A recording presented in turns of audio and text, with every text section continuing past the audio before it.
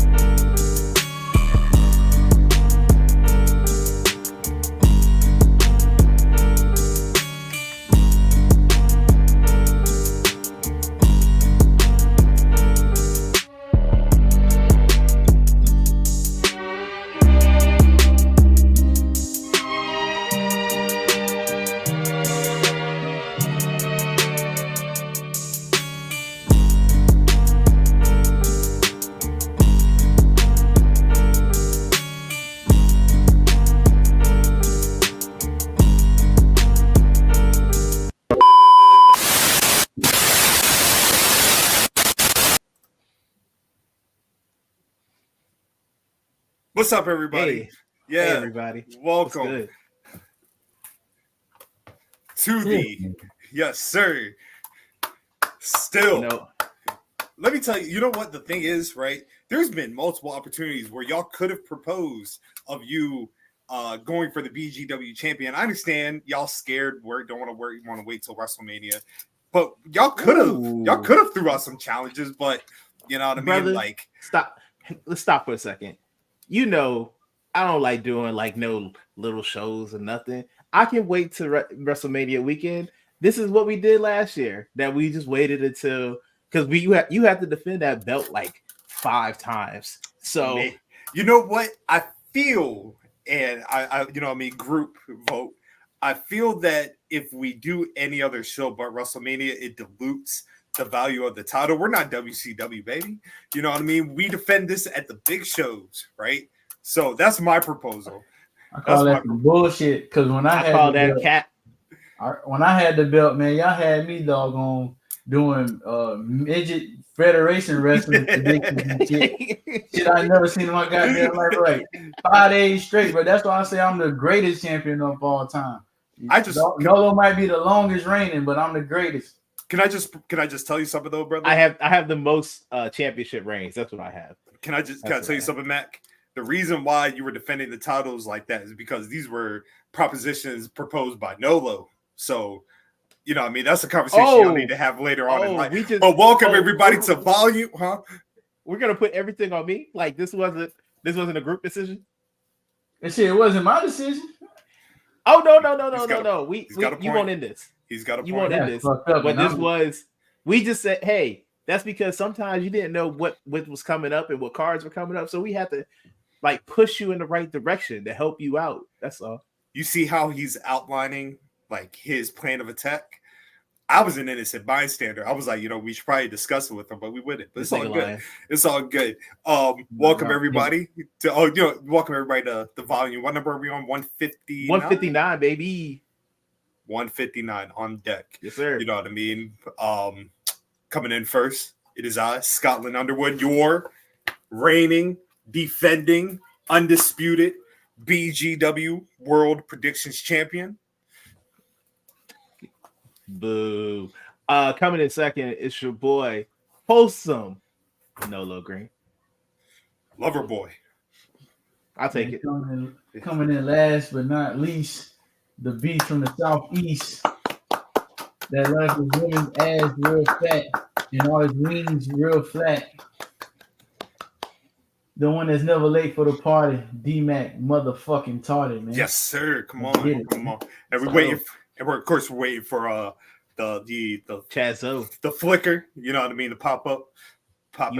Chaz coming in through later. Wait, do you think he has a cigar this time? Of course, absolutely. Does he? Okay, because I don't think he had it last time. I don't think he came in with the cigar. I don't think he had the cigar.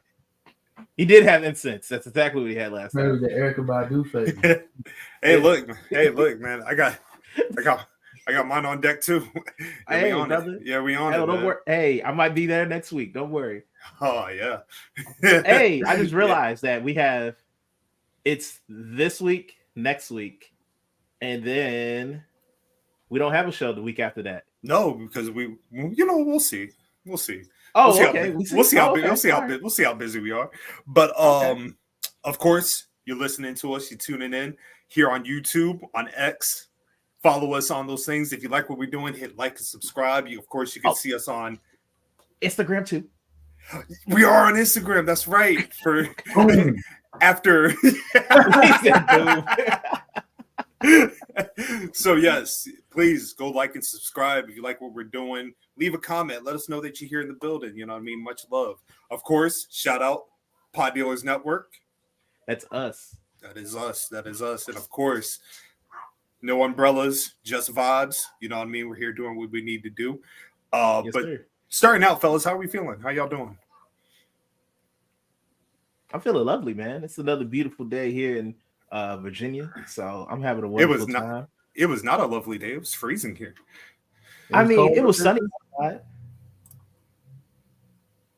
Oh, you got some backlag, man. Oh, me? Dang. Yeah, it's all good. All good. I'll fix it. Don't worry. Yeah, it was kind of chilly down here in the 8th, but it was a pretty day out here, you know what I'm saying? Kind of mild in the city a little bit. You know, move around a little bit. Shout out to my boy Mills. I ain't seen my boy Mills in a minute. So we ain't go parlay with my dog for a little second. Hey, shout out. I put my 2 weeks in at my job yesterday. End of an era, you know what I mean? Moving on. We love that. Your boy finally got weekends off now. It's great. I'm a 9 to 5. I'm a 9 to 5 nigga now. That's great. It's beautiful. Yes, sir. This place got this place has a podcast booth and everything. Oh, word? Yeah. Dun, dun, dun. And fruit water. It's great, man. Oh, yeah. Yeah. Ooh, and they do happy hour. Oh. Yeah.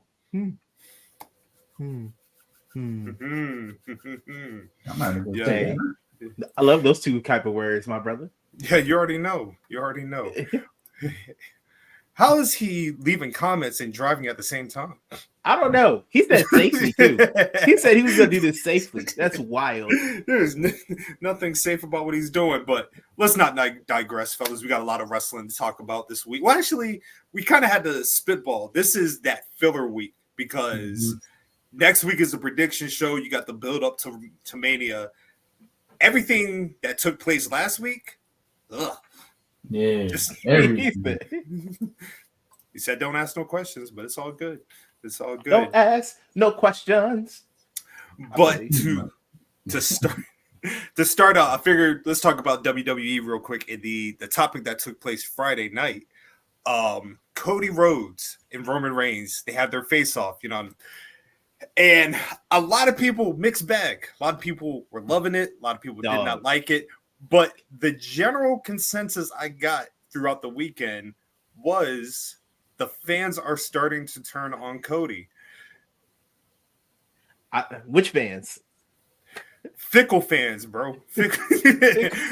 Y'all wanted this. Y'all wanted this. I don't understand how y'all be upset about something that you wanted.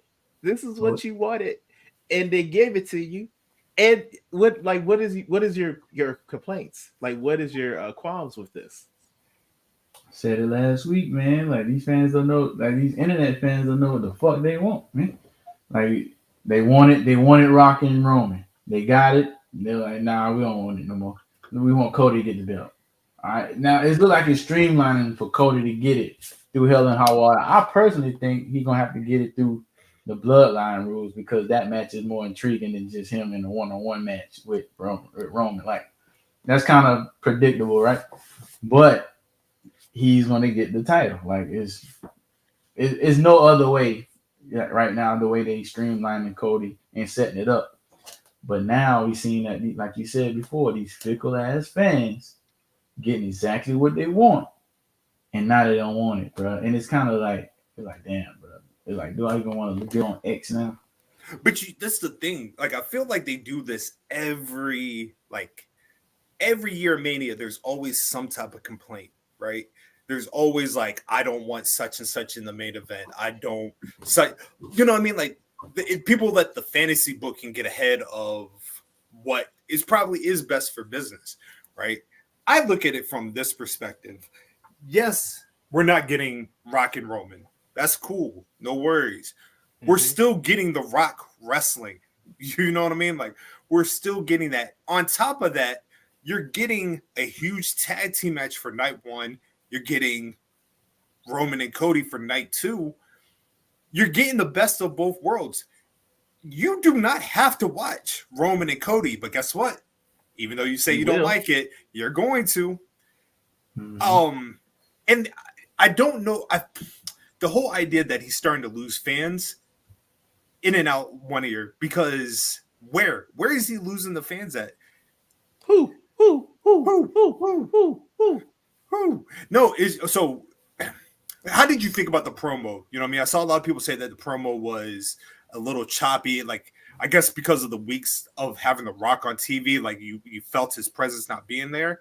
I thought that this was actually an essential thing to do because the story going into it has been more so like The Rock, you know what I mean? Roman taking the back seat. Got to remember, we still got another match we got to promote. They had to do a face-off, and I thought, and I think we were talking about it in the group chat, Roman added like a layer to his character, feeling like something felt off. Like he didn't feel as confident as he normally would. No, so, I definitely agree with that. And with the talk about like how choppy it was kind of like it seemed like a lot of things was missing with that. But I think because of the strong, like you said, like the strong presence of The Rock, the last couple of weeks, we haven't heard that much of Roman other than, him cutting The Rock off a couple of weeks ago and The Rock acknowledging him. And then we didn't hear from him last week because he wasn't there last week. So like hearing him, with Cody, I think it was, essential, but it just felt, it didn't feel right to me for some reason. I totally disagree personally. Like, I'm not saying it was like the smoothest transition of things, but I thought they got their points across. You got, like, as Scotland said, you got to see like a new like attitude almost of Roman, of like an emotion of like he is not as confident. And could it just be that he's not as confident because his big cousin not there no more? And he used to be the biggest dog in the yard, and it's not him because he has the final boss there, but he won't there this week. He had a whole plan set up for my man. Hey, look, see? Hey, the cigar. He got the cigar this time. You know, this is a top tier entrance. I don't care what nobody says. Yeah, He does. It does great every single time. This is the one. And that shirt is fire. Oh, Yeah, he got the yeah. print shirt. Yeah, that sure is hard. Gang, What's down? What's up, bro? Miggity Matt, Nolo Solo Green, the poet, patriarch. God damn it, Nick Scotland. Whoa. Oh, my bad. I'm sorry. CEO Nick Scotland, because you did get a promotion, my nigga. So, you know, we're gonna celebrate that. My bad. Man What's calls up, you, man? these man calls you Christian. I know. It was calling you Christian. That's why I was like, whoa. Sorry. I woke it up. Hey, he was calling What's you up? Christian because you about to lose your belt. It's all good. Perfect vibes as usual. What's good, gang? Great. I'm awesome. Feeling good since you put that in the universe. Absolutely. Whatever, man. But what I was originally saying, like, I thought they did a perfect job on Sunday. Oh, look at this guy. This guy. I don't even know what time it is. Thank you. Thank you, loyal fan. Yes. She's supposed to support you. Yeah, like He's supposed to. Whoa. First of all, we never say that women are supposed to do anything. She did that. Oh, Lord have mercy. So that's what we doing. I'm just Okay. hey, boys. I remember that. I got you. But But Chaz, you tapped into the correct time, man. Like I said, we are talking currently about whether Cody is losing fans right now with the storyline that's going on. I believe it was Nolo. You were saying you were in the middle of saying something, or was it Matt? Oh, it was me. Basically just like Roman's plan. It didn't go the way he wanted it to. He thought Cody was gonna be out here just naive as usual, but he actually came with backup. I love the way they did that, where they had Roman's people come out ready to his side. Then you had Jay and then you had Seth come out to his side because they was ready, man, ready for war. And then Roman had to back down because he was like, "Oh nah, the odds are even. We got to get out of here. This ain't it." I feel in this certain situation, like obviously they're building to something, right? You're building to the face-off between The Rock and Roman, whether that happens in a miscommunication during the match, whether that happens after Roman possibly loses the title, whether it happens the Monday after. They're building to this, right? And you're adding a different layer, like you said.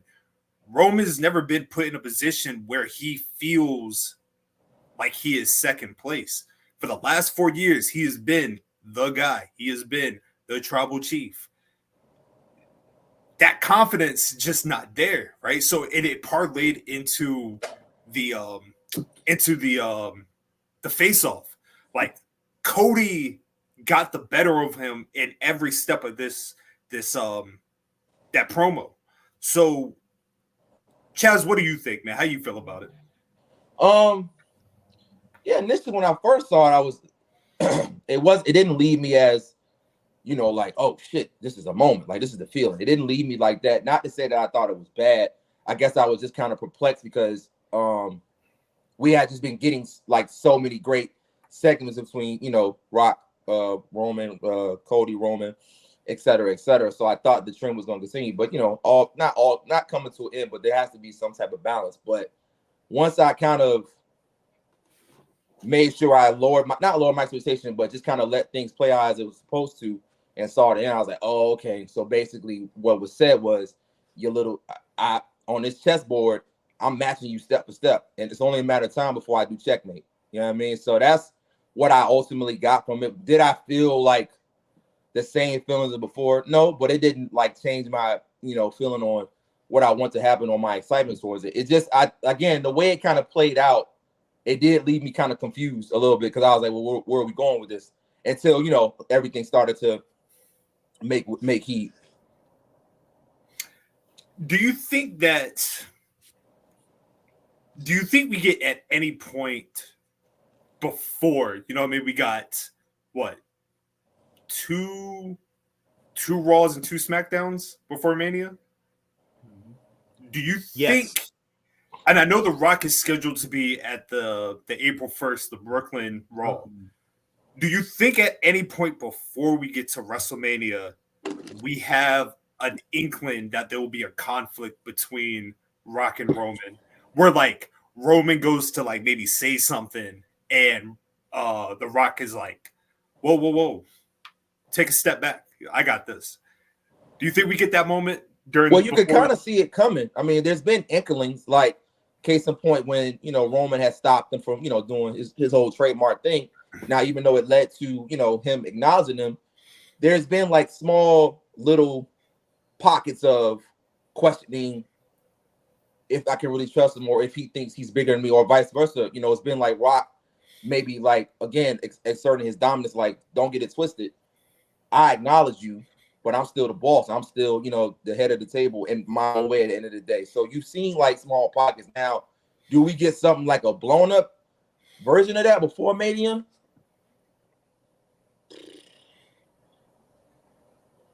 Maybe. I don't know if they want to save it all of that for that one moment between night 1 and night 2. That's why I feel like it's gonna show the most, especially in that tag team match. To me, go ahead, bro. I'm also going to take a step further and say, you may see a whole new faction, but you may see an old faction come back together the way all of this may play out. The Rock been teasing the fact of he's everybody's boss, and he's going to his job is to take away Seth's title. Seth and Roman been interacting a lot, and one of the big things that they've been saying for the past couple of years is that they always stay consistently at WWE. Like, they didn't leave, they didn't go anywhere. They always stayed there. And Roman was on Pat McAfee's show saying that, I didn't have to go to Hollywood. Hollywood came to me. He took the opportunity, but look, I'm still here, pretty much. Right. So we see, like, to carry on what Chad said, we see that, it's going to be some type of conflict with The Rock and Roman at some point. But I'm also starting to see that it may be a whole new alliance. Well, not a whole new alliance, but a resurgence of an alliance because of it, to kind of turn Roman face, because it got to be a face in the heel. And the way The Rock been smoking stuff lately, bro, ain't no way that he going to turn face soon, bro. You know what I would actually do? I would do like something subtle as like Roman telling Paul Heyman to do something, and Roman's like, I can't do it, my tribal chief. The Rock said I have to do X, Y, Z, and like Roman's like, You're right. I beg your pardon. You're not listening to me? What is this? Right. Hey, would you say over or under Roman accidentally spears The Rock during the match? Oh, 1.5. Over under 1.5. Well, okay. Spear to The Rock. So we gonna go. I'm gonna go. You know what? I'm not gonna say it's a spear. He gonna Superman punch that man. Ooh, Rock gonna sell that shit like death. He is. he might take a whole backflip outside the ring. Then tear his labrum. Right. Damn. This nigga is not wholesome at all. Violent Nolo Green. Injury gave this man. He tore his labrum before. He'll be all right. Your I next know. retirement class for the 2025 WrestleMania. The Rock. Damn. I'm sorry, man. I just can't wrap my head around them doing Rock and Roman Reigns in Minnesota. Like it's just like my mind just does not like. Oh, you don't like it? You think it's too big No. for Minnesota? Won't Yes. Vegas supposed to win? Won't Vegas in that? No, it's Vegas not getting that shit till 2026. So I have a question, just a random question. Why we hate on Minnesota for? Now I'm not saying I'm gonna go to it, but I'm just curious why. Let me Like honestly, yo, that stadium is beautiful. It is actually an affordable place to go, and If it was good enough for Prince, it's good enough for me. there you go. Yeah, It's indoors. You ain't got to worry about the weather. let's do Stone Cold versus The Rock 2001. Let's do that shit in Hartford, Connecticut. You know what I mean? Minnesota's not Hartford, Connecticut. Minneapolis is a much bigger city. You than think so? Hartford. So if we're talking, let's talk about it from a fight perspective. You think Rock and Roman, biggest wrestling match of all time, like that's a match made for a city in Minnesota, and that's no disrespect to Minnesota. It but sounds to like me, disrespect. It's not disrespect. You would take that over the match taking place in Las Vegas? I didn't say that. I'm just saying, like, I don't have a problem with being in Minneapolis. Twin Cities, baby. I feel like it's a great time. Does Rock and Roman? You already said you're not going to Minnesota. Would that entice you to go to Minnesota? Yeah, I was just about to say that, man. It's a good business move to make people want to I'll go. think about it. But it'd be a I'll definite. I'll look at it. It'd be a definite if it was Vegas, though. You got a point. Depends. I mean, probably. You're not lying. got a point. Yeah. You got a point. Yeah, that's all I'm saying. You know what I I mean? feel Like you. it's not a knock on the city. You know what I mean? Like I'm great, good for the people of Minnesota to get it. Like you said, if the stadium is beautiful, great. But like I said, from a business aspect, does that entice people to be like, you know what? I'm gonna go to Minnesota. You know what I mean? Like, But you know what? I mean, and I don't want to compare again disrespect, but I wonder if maybe people felt the same way when they had it at Seattle, right? And we had that big, Rock versus Austin and then the Austin turn. I don't know if people were like, ooh, Seattle, you know what I'm saying? But the match itself just made the stadium. So that's how I guess we could look at it too. Like the match itself, no matter where you put it, just because it's gonna make the area better. If Like you you're not build even it, gonna they think will about come. right. You're not even gonna think about like, oh, it's Minnesota. It's like, oh, Minnesota WrestleMania. And then you just, try to make the best of it while you're there. yeah, But you're not wrong. You're gonna ask me to. I mean, Vegas would be a much better place for it. Of course. Vegas would be a much better, but I just don't really see like we ain't gotta like pile on Minneapolis. Y'all acting like this drink is Oklahoma City. Hey, shout out to the Thunder. what's wrong with Oklahoma City? Not the Shout out to the team. Thunder. Nothing. I'm just saying they like not like it's just a smaller town, a smaller city. Ain't no wrong with it. Man, I ain't never heard nobody say, bro, I'm about to just y'all boys want to go to Minnesota.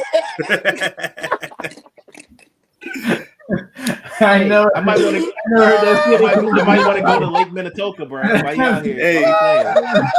Hey. we be agreeing too much on this show. So every once in a while, you need an argument to create balance. See? Yeah. You see what we doing? Oh God.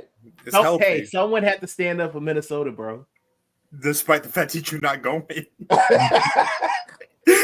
But I do think that it will be a good business move since it'll make people want to go if you have a big ass match like that instead of a regular whoever won the Royal Rumble face the champion type shit at WrestleMania. You gotta have something big for people to want to go. So in that cold ass weather, even though it's indoors in that motherfucker, it's still Indoors, it's baby. still cold outside. And I It think is. the biggest thing Minnesota has ever had, and I could be wrong, was probably the World Series. Outside, I'm not too They've sure. had the Super Bowl before. They did? Oh, okay. No, you're right. You're right. They did. 'Cause Prince, you you're just right. said it. But I don't know. I mean, I know about Prince, but I'm saying like Prince No, I'm never saying, did but it. Prince Go did the ahead. Super Bowl in Minnesota. The halftime Oh show. shit! Damn. Okay. All right. Was it in Minnesota? Was it in Minnesota? I want to know, say it I was in know it. Minnesota. I mean, I just know it rained. No. Oh, okay. Well, Yeah, no. The Minnesota Super Bowl. I was in Miami. I lied. Yeah, the Minnesota Miami. Super Bowl was 2018. Okay, cool. Gotcha. So Yeah, I was right. Just the wrong Super Bowl. Prince was long gone. Yeah, R.I.P. Prince was Mike no longer Jack. with us. Yeah, He outlived Mike Jack. man. He R.I.P. did. He lived out my tape. He did. He That's did what- outlive Mike Jack. He did outlive Mike Jack. That's what Kendrick said. So that's what I'm gonna stand on. Dang. Just to wrap a bow on this though, the whole Cody losing fans thing.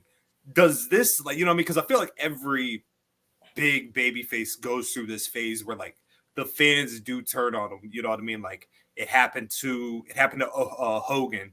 It happened to Austin to a degree. It happened to Cena. It happened when they were trying to push Roman the beginning.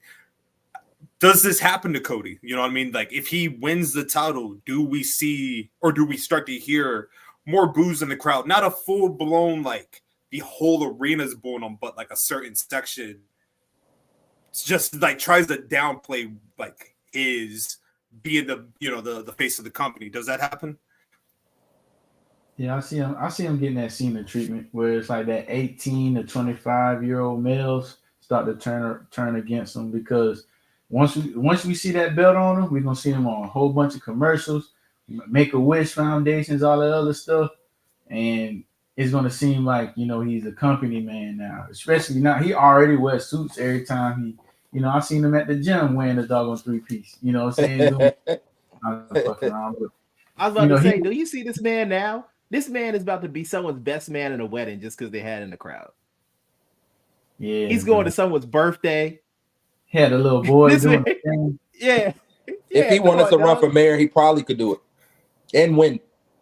In Cobb County, yeah, he definitely win the view. Yeah, and win. Cobb County, Marietta.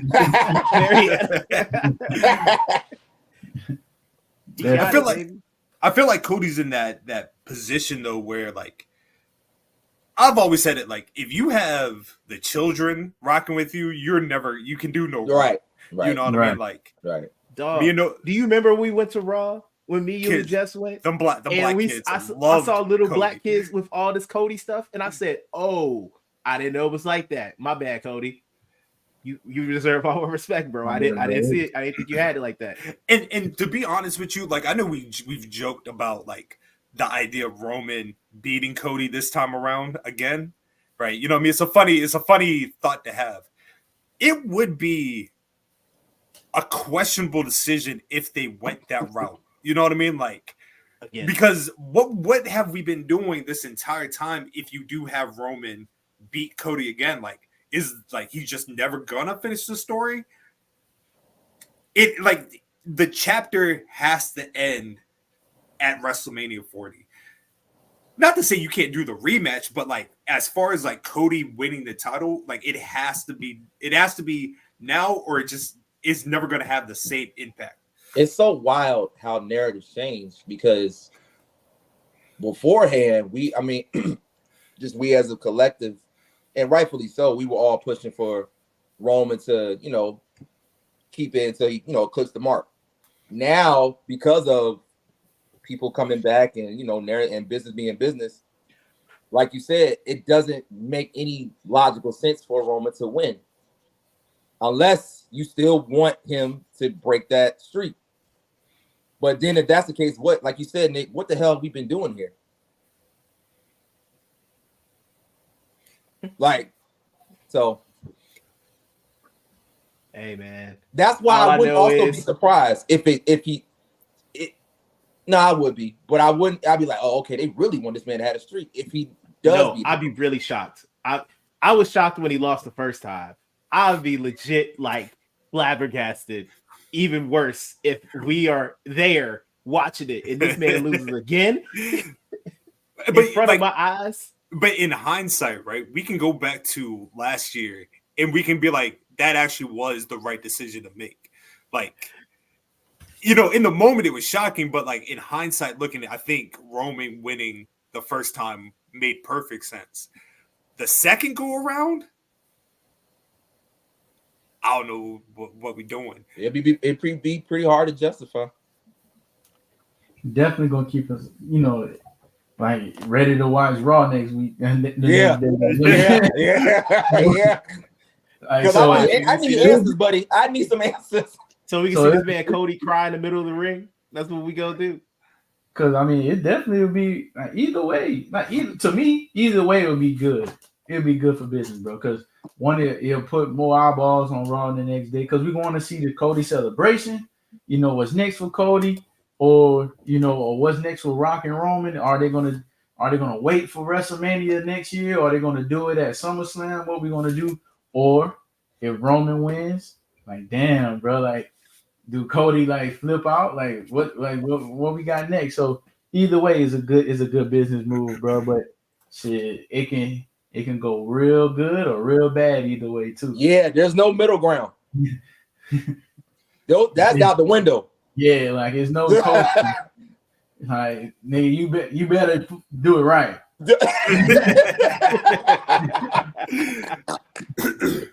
We watching.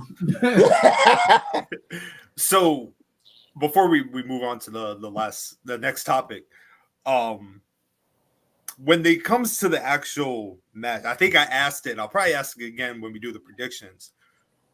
Does Cody take the pinfall during the tag team match? Yeah. Yes. Yeah. Okay. Oh, yeah. All right. Yeah. Got to. Who pins him though? The Rock. Because Well, I was gonna say the so that's what I was gonna bring up, right? If Roman pins him, right, then Roman technically would have a justification losing the title, like from a kayfabe storyline, where, hey, I've already pinned Cody multiple times, I get my automatic rematch. You know what I mean? Mm-hmm. The Rock pins him, and let's say we do get a match from The Rock at SummerSlam. You do Rock and Cody just off the basis The Rock pinned Cody Rhodes. So we're in agreement. The Rock is the one that makes the pin. Yeah. Okay. That's what I'm going with all day. And word is, bro, they said this is not the last we're gonna see The Rock for the night. They saying this man got a whole list of wrestlers that he gonna be wrestling, bro. Shit. About to get the Rock and Omis. Shit. Rock and Omis. That'd be a hell of a rock bottom, dog. Let's get it. Hell of a rock bottom. You gotta start from the middle rope on that one. Let's get it. Switching over to the channel to AEW. Second week, Mercedes Moné popped up. You know what I mean? She did her little promo and everything. I see the shirt. And some interesting developments came out of that segment and that show. The possibility of Willow Nightingale. That's clever as fuck. Thank you. Hold on, wait. Oh. Pause the show. Because we about to give you flowers. Nightingale. That's fucking good. That's really good. All right?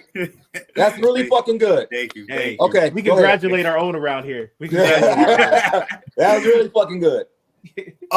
Probably the aspect of the story I don't think nobody was kind of anticipating, but the potential that Willow Nightingale, you know what I mean?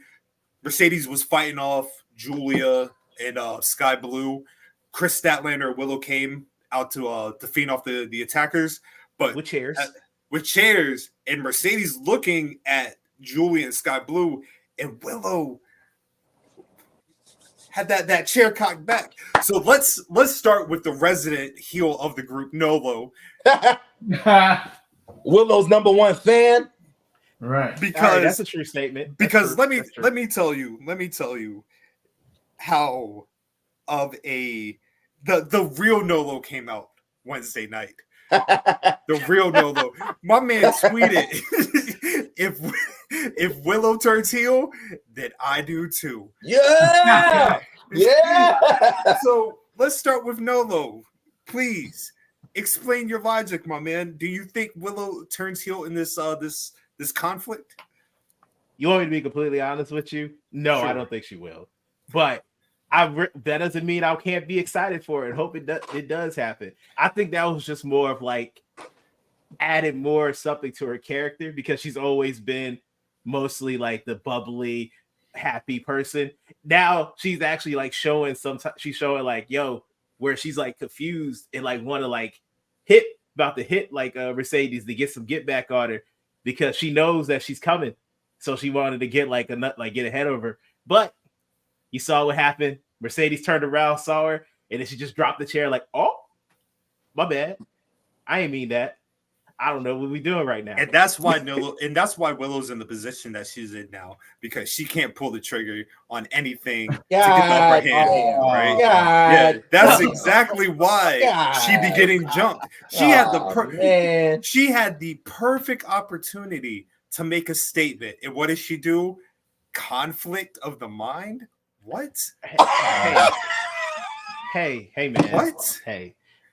Because now, hold on there, brother. Hold on. If the shoe was on the other foot, Mercedes, being the seasoned veteran, a multi-time world champion, she would have took advantage, right? Don't get it twisted. Mercedes called Willow out. You know what I mean? She called her out. But Willow, you know what I mean? Should I? Can I? Nah. You're better. I can't. She didn't say that you're better. She just thought better of it. That's all. That was pretty good. It's not bad. It's not bad. What you said, but you should have hit her. Hey, I'm not saying that she should have hit her, because what would you? If I was her, I would have hit her. See, this is exactly what I be talking about. You be letting your real side come out every once in a while, and you masquerade it with babyface tendencies, right? If it was me, I would have done it. Brother, I'm gonna keep it honest with you. I'm gonna keep it real with you right now. My man hit you with the Nation of Islam, brother. brother. All right, we all like the joke. We all like to say that I'm the heel of this group, which is fine. I accept it because we all know it's not true. We all see what happened when a certain someone becomes champion and the type of time he be on. This man made a promo video accepting the belt and attacking me. Then he made a grandstand on this podcast.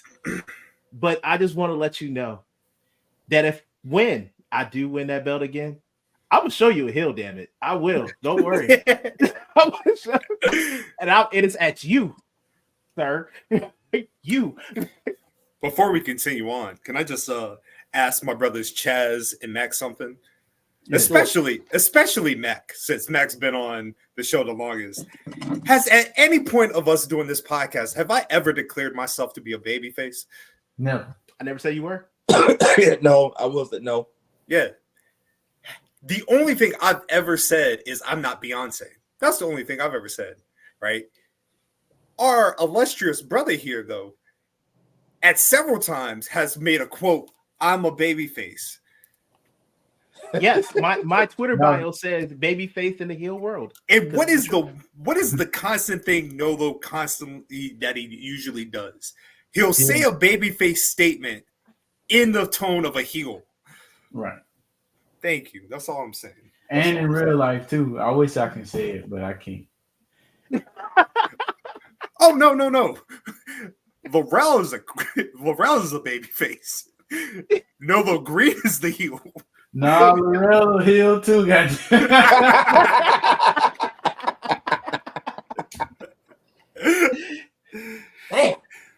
He's a tax. But that doesn't change the fact that sadly, my baby about to get turned off in the very near future. So let's, you know what I mean? Like a lot of people criticize Mercedes promo. They criticized that opening segment. They said that it felt very WWE-ish. It felt like Mercedes didn't really know like the promo because I think she missed some words or something about Julia Hart. And I mean, like my ultimate callback to that is essentially it's her second week in the company. You know what I mean? Like Mercedes has never been the strongest promo. Now, will I say it was the best promo? Absolutely not. It wasn't a good segment. But I feel like they did enough in the show to they set up some key matches. They set up possibly Mercedes and Willow can they coexist against Julian Sky Blue? But what did you guys think of the overall tone of the promo? I mean, I'm with you. Like you said, Shorty just pulled up to the block. You know what I'm saying? Like, but and at the same time, I'm not surprised because it is, you know, a black woman.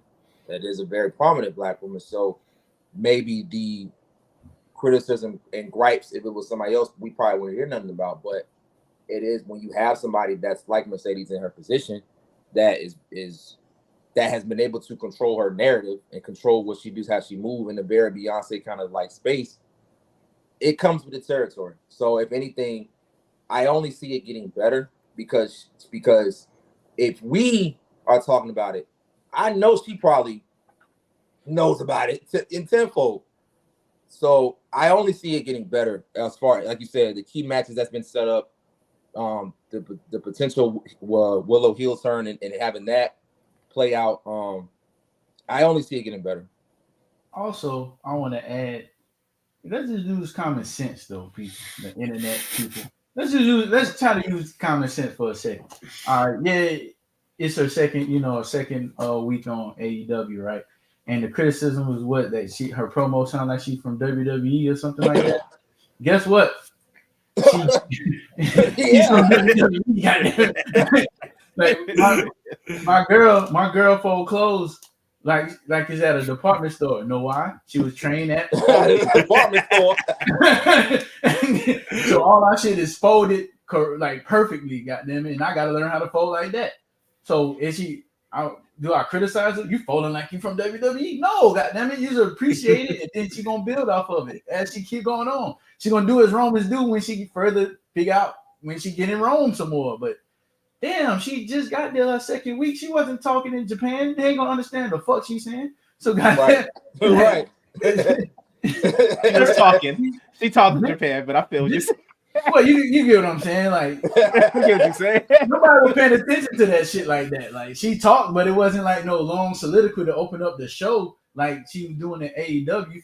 And her first, like, her big break was at WWE, and she went through that development stuff. So naturally, muscle memory, you're gonna go back to what you know. Like that's right. that's your baseline. Like that's your fundamental, your foundation. That's the word I'm looking for. So yeah, like come on now, pretty. If she wasn't from WWE and she said the same thing, they wouldn't even say that. But it's knowingly that she's from there, and so they're gonna. It don't matter what she do, she's gonna get compared to Sasha Banks, Sasha Belair, Sasha. Right. Tribalism, baby. Right. You know what it is.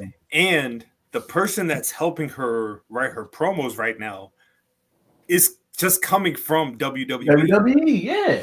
You know what I mean? Like they don't know they might not know the landscape of how the quote unquote freedom, everything like that. So blame Tony for hiring her. Just for her. Right. Right. Right. Do we see it seems like they're building towards Willow being the first opponent for Mercedes singles wise. Obviously, Dynasty would be the perfect spot for that. They have an opportunity to have two black women main event a pay-per-view. Do you pull the trigger? Would you make that the main event of Dynasty? Because obviously, if you're going to present Mercedes as like the one, obviously the big signing right now, I feel you should give her the main event spot. You know what I mean? Like, and I know by proxy that makes whatever they do with Swerve and Joe the back burner, but I feel like you should pull the trigger on Swerve at Double or Nothing. So, what do you guys think? Then he loses it at All In. I'm all the game is the game, bro. The game. Hey, I have no problem with it. We good. We straight. I'm just saying what's gonna happen. But what would be the criticism for it? For all of that? What y'all think will be the criticism for, Mercedes main eventing, pay-per-view? What you think? Not necessarily the internet, but what do you think the rest of the locker room will feel like? Just throwing some ideas out there. I can't see there being any criticism. If anything, I could see there being more like I like to think of stuff like it, like iron sharpens iron. You know what I mean? Like if they put Mercedes in a spot where she's main eventing, it would look bad if Mercedes main events and their women's champion isn't a part of it. So I can see that being the only drawback. But at the same token, like this could be a case Toni Storm doesn't necessarily need to wrestle on the show. You know what I mean? Like that could be a case where Toni Storm comes out to watch the match. You know what I mean? She has a face-off with Mercedes. But I can't see any criticism to it. That could just be me though. Yeah, I don't think there'd be any criticism for real. Like you said, early in the night when Toni Storm defeats Deonna Purrazzo again, she comes out and checks out the competition. The new girl on the block, the CEO, see what she's up to. Maybe even try to interfere a little bit. If not, you see, just to add a little razzle dazzle to the future feud. But I don't really see any type of backlash or hating going on. I mean, not more than what usual people in the back usually do. Because everybody's competitive and wants to get to the top. So you know who the top. You know who would criticize this? White men. White men that watch. They're not even backstage. You talking about the white men on TV, the white men in the crowd, white men everywhere? Yeah, they'd be upset. Colonizer. That's what I was kind of leaning towards. I think they're going to have something to say about it because, it's one, they're going to try to use the whole, you got ingrown talent in here. Why y'all didn't do that before? But I mean, if KD come to the Warriors, you're going to roll out the red carpet for him, right? You're going to give him the team because he instantly becomes the best player on the team. Same thing with Mercedes. It's all right. It happens. It's all right. Hey, it's all right. Hey, dog. I was calling Daniel Brian Daniel Bryan forever. It's all good. It's all right. His mama named him Clay. I'm gonna call him Clay. Same thing with Charlotte. Like if she come from, the biggest company in wrestling right now, whatever, so and she was a big fixture on that, throw out the red carpet for her. Let us shine, let her get a main event. That's gonna be, more eyes on the company as far as like on the political aspect of, social, how the social climate is, but also just for the mainstream power that they think they're going to get from her. Let's see if it actually correlates in the main event. This is kind of a good segue to what I wanted to bring up. And I know it's not on my notes, but I just wanted to get you guys' opinion. I don't know if y'all had a chance to watch the video I sent y'all earlier. Did y'all watch it? No, I get a chance to Yeah, okay. I watched some of it. Okay, so it was a video done by video essay by FD Signifier. Great mind. Please go watch his other videos. But he touched on WWE's complex history of racism and essentially breaking down, like, from an analytical view, like essentially racism in professional wrestling. You know what I mean? Like he even stated like he clocked out of wrestling after watching Brock Lesnar and Kofi Kingston. Right. Mm-hmm. But watching the video, it got me thinking, and I would love to hear you guys' opinion on, as we have moved into, like, we're seeing more black talent, you know what I mean? More black wrestlers in prominent promotions. They're in, Swerve potentially being the first AEW world champion, you know what I mean? Like we're seeing a lot of movement that we weren't seeing 10, 20 years ago.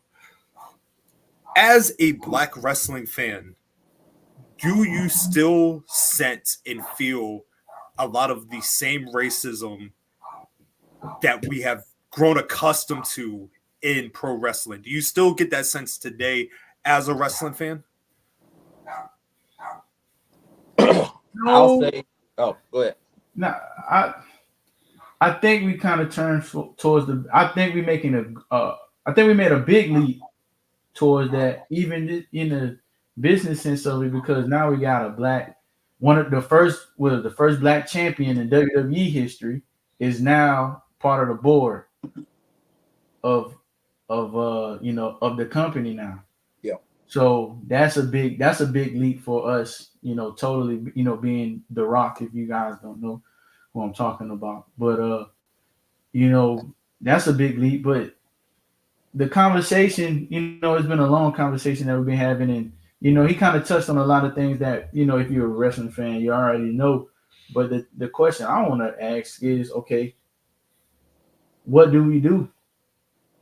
What do we do? Like, what could we do at the point? Like, we wrestling fans, we can boycott and not watch it, or we can, do something about it like we doing. Like, we actively playing a part of it now, like having a podcast, having a voice, because it was almost like shunned upon if you was a black guy or whatever, in our, social construct of being a wrestling fan, because it's almost like, look, like you doing that, John? Like, why would you do? But no, man, we can be multifaceted as a black man. So yes, I read comic books. Yes, I watch wrestling. Yes, I like this.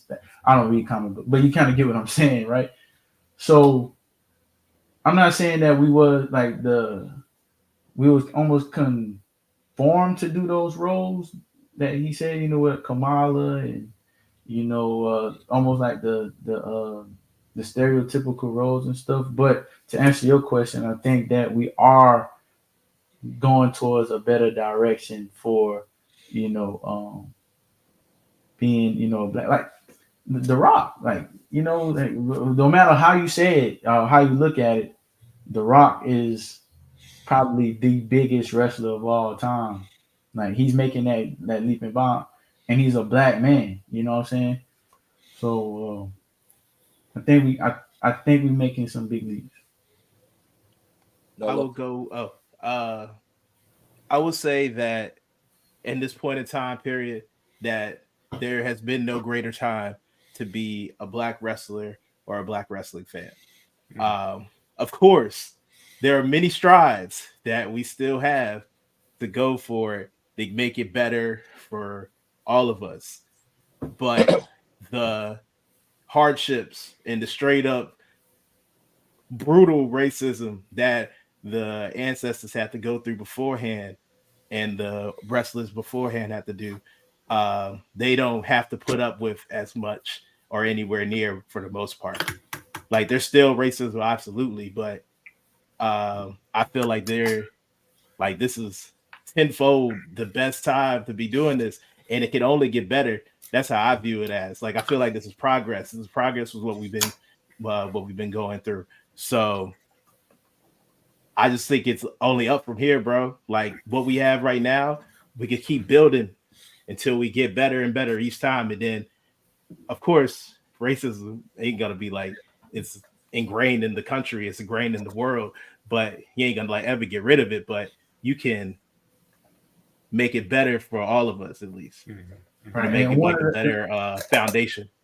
Right. And one of the points that he made that was like a great point was that before they had black champions, like in wrestling, which is, a fictional, form of sport, right? Where it's written out that they are like America already was used to having black champions in real life. Like Jack Johnson was the heavyweight champion in boxing, which was a black dominated sport, like still to this day, pretty much. Like it was almost like he said, it's almost taboo. A white man winning champion, the lineal champion now in heavyweight boxing. It's like almost taboo. And also, like right now, like it's 4 black NCAA wrestling national champions last night. One got second, and 2 of the champions finished out of college 4-time champion. That's courtesy of my partner Brandon Huntley. Appreciate it for that, and appreciate the support of watching the show too. But like even now, like transition even like on real, like not real, but amateur wrestling, because it's still real to me, damn it. But now like amateur wrestling and just sport, period. Like America has already been fixated on like the black man being a champion in a sport. So now, like seeing it, correlate into, kayfabe wrestling, where, maybe like the people that was writing it back then, they probably was trying to like get that out of their minds that it was a Jackie Robinson, it was a Jack Johnson, it was people like that. Like Bobo Brazil is supposed to, he could have been that champion, correlated with Jack Johnson, but they just wasn't ready for it, well, not ready for it, but the real problem was the social climate at the time, bro. Like, we was suppressed. Like, we gotta think about, like, as far as like the whole world and the amount of years we've been on this planet, slavery is not that long ago. Nope. It's not that long ago, bro. You know what I'm saying? So just like put that in perspective too on, just like the social climate and how we were suppressed, and now that we have more knowledge and more, lack of a better term, freedom to do what we want to do, we're taking advantage of it, and we elbowing our way to the top. And I keep on repeating it, but it's like people don't know like listening to this documentary, watching the documentary, and realizing the importance of what The Rock is doing, bro. It's bigger than just the biggest movie star in the world being part of the board of WWE. This is a black man that's making moves for probably one of the biggest the most racist wrestling organization of all time, WWE, even though it was in the North, far as geographically, but he is part of the movers and shakers of it, bro. And that's monumental towards the goal that we wanted to, and that's equality. So it almost brings a thug to my eye, man, to see that, because it's not having kids right now is makes me a little bit more proud to when I do start having kids, to tell them, like, this is the stuff that we have to do. This is the foundation that we laid, and now I know people used to tell us that, okay, you can be the president. No, dude, you really can be it. Like, there's no like hope in it. Like, there's no faith. Like, you really can do it. Like, we don't have to go off for just fake hopes and dreams no more.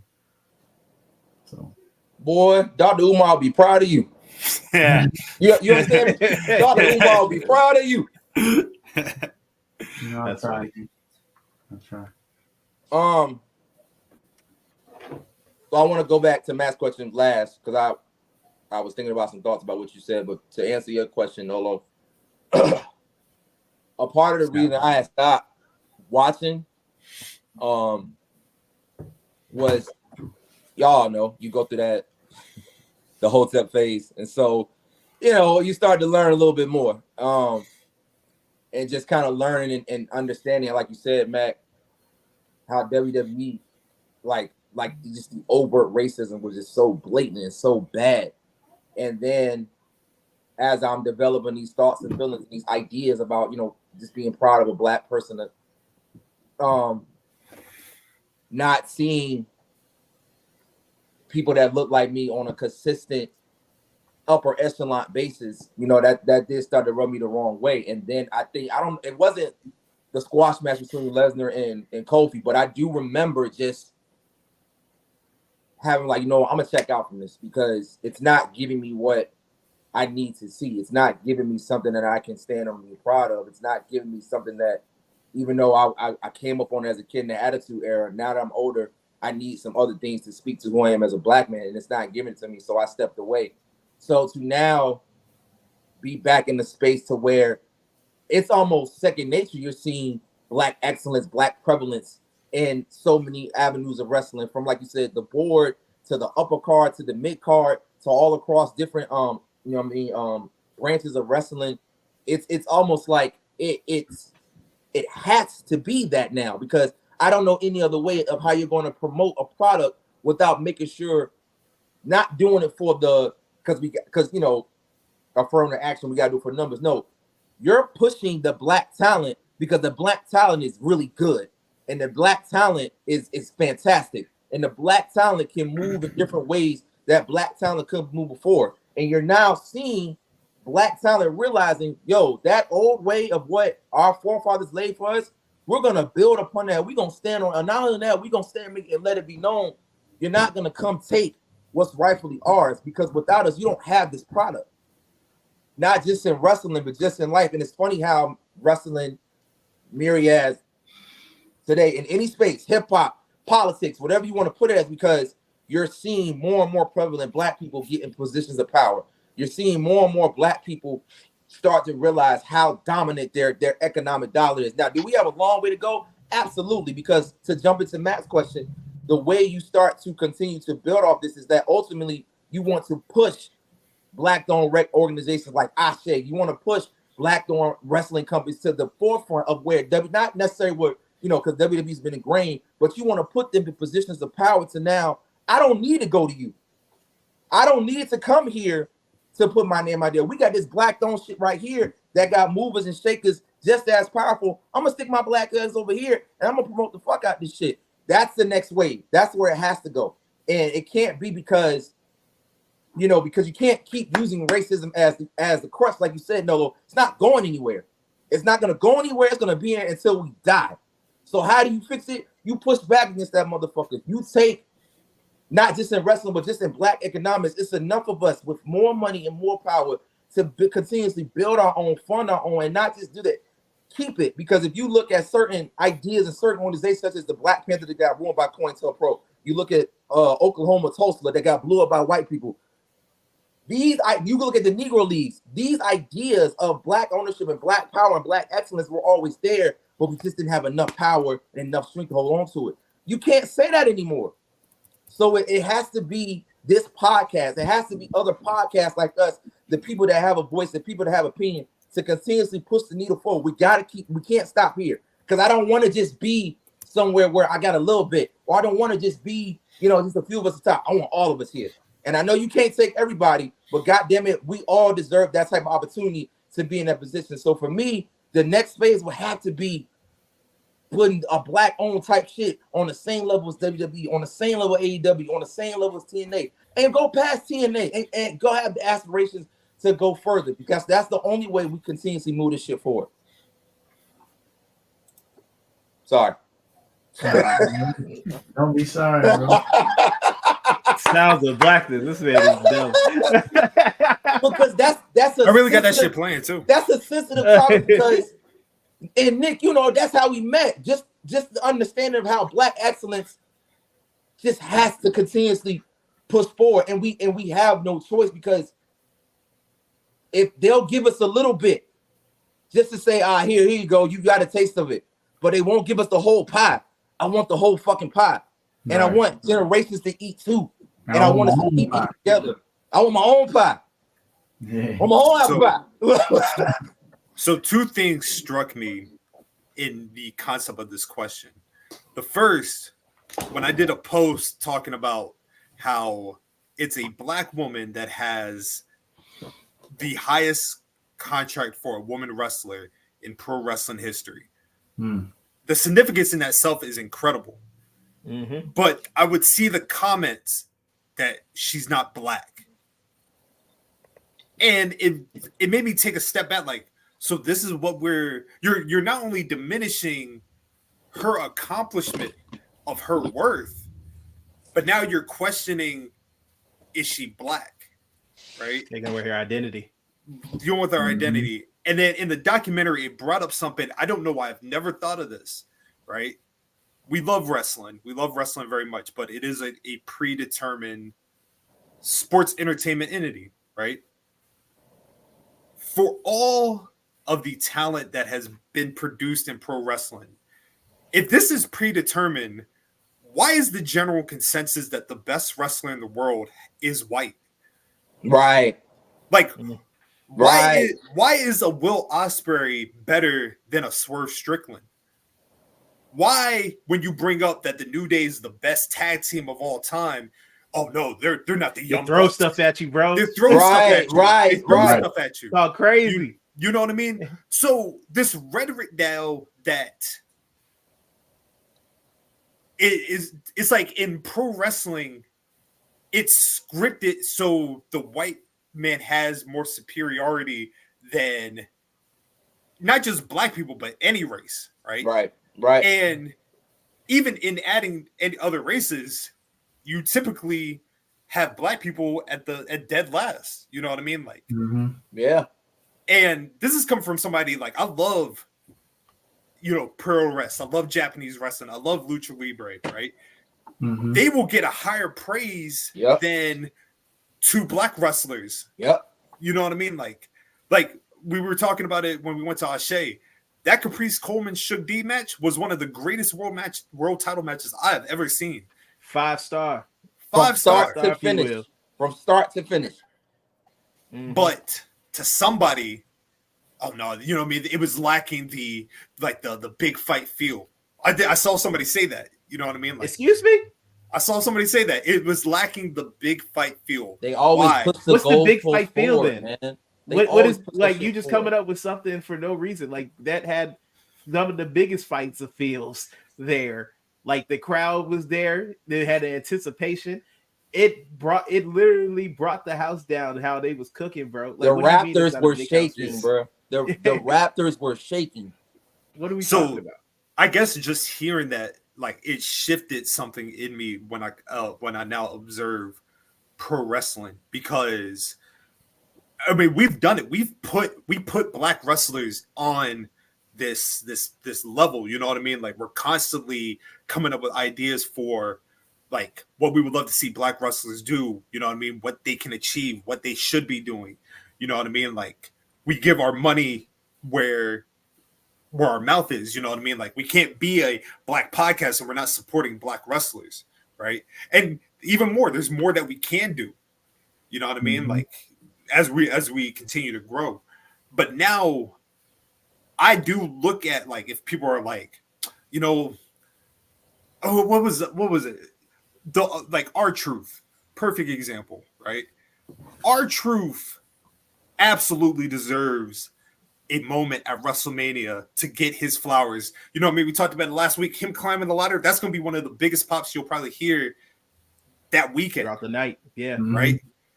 But for all the people like, I don't want to see Awesome Truth wrestle, part of it has racism dealt with it. You know what I mean? Ignoring the Miz aspect. You know what I mean? It's like, if this was, and no disrespect to this, if this was Otis and Tozawa, we'd be like, oh, I don't want them in the match. Right. Right. So it's just very much like a thing I'm going to start thinking more of when we have these best of lists. And you know what I mean? Shout out to Righteous Reg for his list. Shout out to Black Wrestling for their list. You know what I mean? That spotlight black wrestlers being at the forefront. You know what I mean? But I'm challenging more wrestling fans of other races to start including black wrestlers in your list, because guess what? The people you think are the best wrestlers in the world probably pale in comparison to the black wrestlers that are going on. You talk about your like the Radicals, right? Your Benoits, Eddies, Malenkos, right? Guess who deserves to be in the forefront of their conversation? Too Cold Scorpio. I was just about to say that. You took it You right feel what out. I'm saying? Bro, Like, I was thinking that, like, in during the 90s when he was Flash Funk, he was better than Shawn Michaels then, bro. But they put it in our mind that he the best name smoking ever. Right. Michael Jordan of wrestling. But you got Flash Funk or Too Cold Scorpio, however you you seen him growing up. But he was way better, and still still going crazy. you know what I mean? The best women's wrestler, arguably of all time, are black women. You know what I mean? However you spin it, you know what I mean? Whether it's Mercedes Moné, whether you put Bianca Belair in that spot, you know what I mean? To the legends of like Jazz, Jacqueline, you know what I mean? Needle movers, you know what I mean? Awesome Kong, you know what I mean? Shit, Aja Khan, you know what I mean? Like Aja Khan's black and Japanese. It's one of those things I'm going to be more cognizant of when I'm observing how people. Ricochet. You know what? You know what? You know what? You've been waiting for this. I'm gonna break my usual story. Oh, this brings me joy.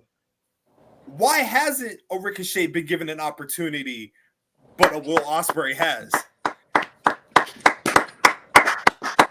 Hey man, this is growth. Look at this. Man, let me This call is Dr. growth. Umar real quick, man. Let me Oh go my get God. him. I ain't never seen. I never Do you thought know- I'd see the day. Do you know why Ricochet is usually lauded as a bad promo?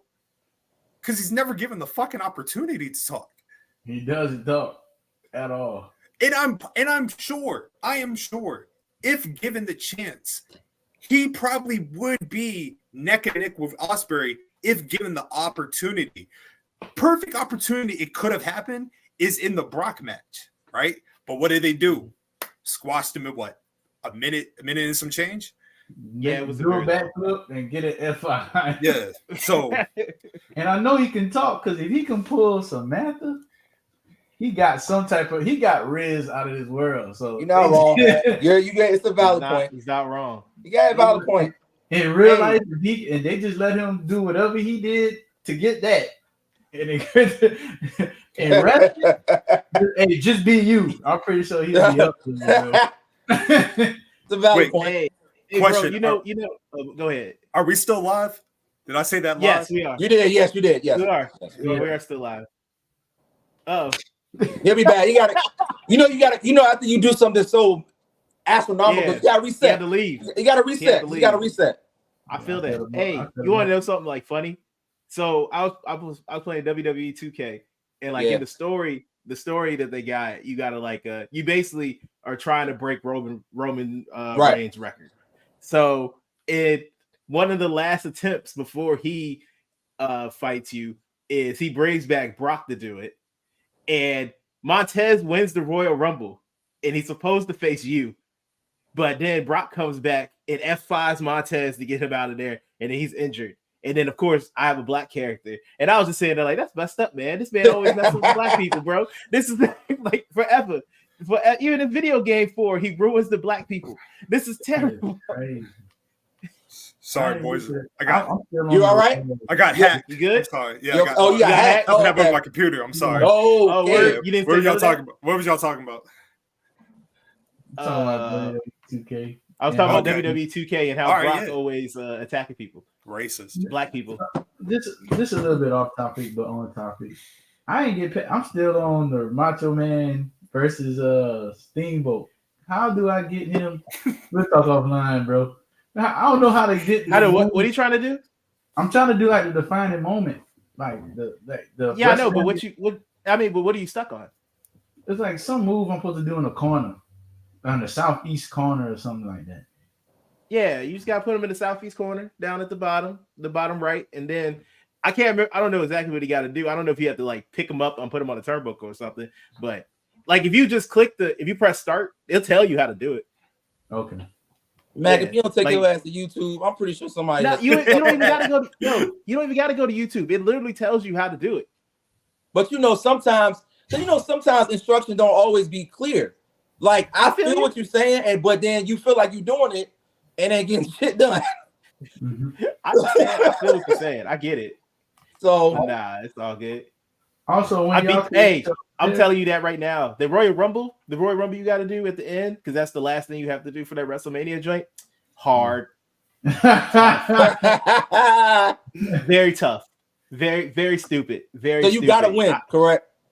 Yeah, if you want to Okay. win it, to get the rewards and shit, you have to win. I mean, it took me like 5 tries to do it because 3 of the times I would eliminate the second to last person, Yeah. and then the person behind me comes and then knocks me out the ring, and I'm like, that's fucked up, bro. You just waited for me to do this? This is what we doing? Reset. But when It's y'all cool, create bro. y'all player, do y'all create it like how y'all actually is, or the ideal what y'all want to be? I haven't gotten it yet, so but I'm just I know. talking about It depends. overall, like, throughout the years. Okay. It depends how. I mean, I usually do 2 characters. I usually do one that's closer to myself, and then one of just some randomness that I felt like doing. Okay, yeah. Lately I've been going more of the randomness, but as a kid, the dude had waves and shit. But now I put him with like dreads and all type of shit. Oh, I feel you. Hey, think I the remember. last time I remember in created Madden. somebody, I was a nigga. Like I was like niggerish, like like Def Jam New York type niggerish. You know what I'm saying? I had long, dusty cornrows, no shirt, like a million tats. I had like the black cut shorts and some Timbs, and I came out to Jeezy, Thug Motivation 101. It is hilarious you say that because there are two niggas down in NXT that wrestle in overalls and Tim boots. They do. The Dominicans. Dude. No, this is another tag team. Oh, it's another tag team. Yeah, these are like black. Oh, what are you talking about? I know what you're talking about. Yeah. Word. I might gotta check them out, man. That might be my favorite new team right now. Yeah, man. Hey, shout out to Lucky Ali and Jay Malachi being up there killing game too. Oh yeah, they doing their thing, man. They doing their thing. Next up, baby. Yes. Yes. What times? That boy Billy. That bald-headed bitch. Yeah. So y'all brought up Slater and Bill Goldberg, and I was like, oh, I do this on a regular, so that's no problem, right? But we got a legit reason to slander Bill Goldberg. I don't know if he was on a podcast or an interview, but they brought up his undefeated streak. Mm-hmm. And the person that eclipsed his undefeated streak was a true legend, Asuka. Which I didn't even know. I didn't even know that happened. Like, why wasn't that a big, or maybe it was, maybe I missed it. They mentioned it. They mentioned it when it was going on. Okay. Yeah, her whole thing was that she was undefeated. Look. If you were there for the Asuka undefeated streak, good times. This was NXT or a complete package. This was NXT transitioning into the main roster. Okay. She lost it at WrestleMania to Charlotte. Okay, right. Which was kind of going back to the conversation we was having earlier. Yeah. Her and Shinsuke lost, goddamn. The same. They both won the Royal Rumble and they both went on the WrestleMania. Oh, that was that. Yeah. Oh. Yeah. But then Asuka's Royal Rumble win got stepped on because you know who showed up? Oh, Ronda. Yeah, Ronda. Oh boy. But sorry. So this is what Bill Goldberg said. Well, a girl beat my winning streak, beat my undefeated streak. I can't even remember. Asuka, but he referred to her as Asuka. Was her name, some Japanese girl, and they touted her as being the one to have the longest winning streak, and it just so happened it accumulated when I got there. Right? Let's stop right there. Man. Your racism is showing, you bald-headed bitch. Bro, you know what I mean? When he said that Japanese girl, it sounded like nigger. Like pretty much. Pretty much. Like hard R. Like yeah. So we all know why I hate Bill Goldberg. You ended one of my favorite wrestlers' career, right? Because my man's shirt on the shirt. And just like his joint said, Brett was always right. Here's the thing about Goldberg that I feel like is an honest conversation. There's no taking away the impact of Goldberg when he was in WCW. Joint was great. You know what I mean? It was cool. I can't. Fuck him. I was NWO for life, baby. I didn't care. I ain't like none of that shit. Like none of it. Only time I was cool. I wasn't even cool when he beat Raven for the US title. I was mad about that too. No, I was pissed. I was pissed. Not my man Raven. Raven was dope, but I had a Goldberg jersey, the little baseball joint. So that shit was tough though. The jersey was tough. The jersey was fine. Yeah, jersey was fine. I ain't gonna say I wasn't a fan of him, but he didn't say shit back then. But think about it, right? Outside of the '98 run, right? Goldberg past that sucked. Trash. Not good. Awful. You know what I mean? Hurt many of people. Many of people, right? In fact, you know, Here, I don't know if y'all know this is a fact, right? Did y'all know that originally WCW was trying to sign Ken Shamrock? I did. No, I didn't know that. So Shamrock would have been the slot put in, Oh, right? You know why? Because Ken Shamrock is a real fighter. Ken Shamrock has beaten people. You know what Bill Goldberg's fighting record is? Getting his ass kicked. Get his ass kicked by Chris Jericho backstage. And Booker T. And Booker T. And Book gave him that work. Booker T beat the shit out of him. Wait, was it Bill Goldberg or Batista? It was wait, I thought it was Goldberg. No, it was Batista. It was Batista. My bad. You know- Oh man, I was trying to put answers on him. But he I got was his about to be ass. like, yes. You know Okay, what? yeah. You know what? Let's spread misinformation. Booker T. Sure. beat Goldberg's ass. Booker T beat his Hey, ass. Goddamn right. Hey, in my own personal on. record book, Booker T beat him down. That's what we going with. And then it's funny. Bill Goldberg is one of those type of wrestlers. Like, yeah, cool in the moment, but you definitely overstayed your welcome. You know what I mean? Think about it. Think of it from this perspective. If we had no Bill Goldberg, right, we probably would have gotten maybe 5 more years of Bret Hart. Yes. Easily. Which means we could have gotten Bret Hart. Think Bret Hart retired in 99, right? The end of 99. Just a month prior, Kurt Angle debuted. Mm. So in like 2002, we could have gotten a Bret Kurt Angle match. The Olympic gold medalist, the excellence of execution. Sells itself. And Look you what know, he took away from us. bald-headed bitch. But let's continue the slander. Who wants to slander him next? Well, Go ahead. I'm sorry. I just had a quick metaphor, and you can do your thing. well, I would say like Oh. I get one of the things I did agree with him on though is like he got on there and he said, as soon as I got to WWE, now everybody doing the spear and all that, I would feel some type of way if I go somewhere like everybody doing my damn move. Like it's my damn finishing move. Like But the irony is, he ain't the one that even his spear was going on way before him. Now he probably made it humongous. You know what I mean? But it wasn't like he invented this shit. It wasn't like he invented some nigga tackling motherfucker. I mean, football been around since 1910. But the way he did it was it set up. He got down in the 3-point stance, and it's a big move, and everybody started doing the whole, building the momentum before they hit the spear instead of like was Mongo was what was the he's It was getting Mongo. Yeah. Mongo.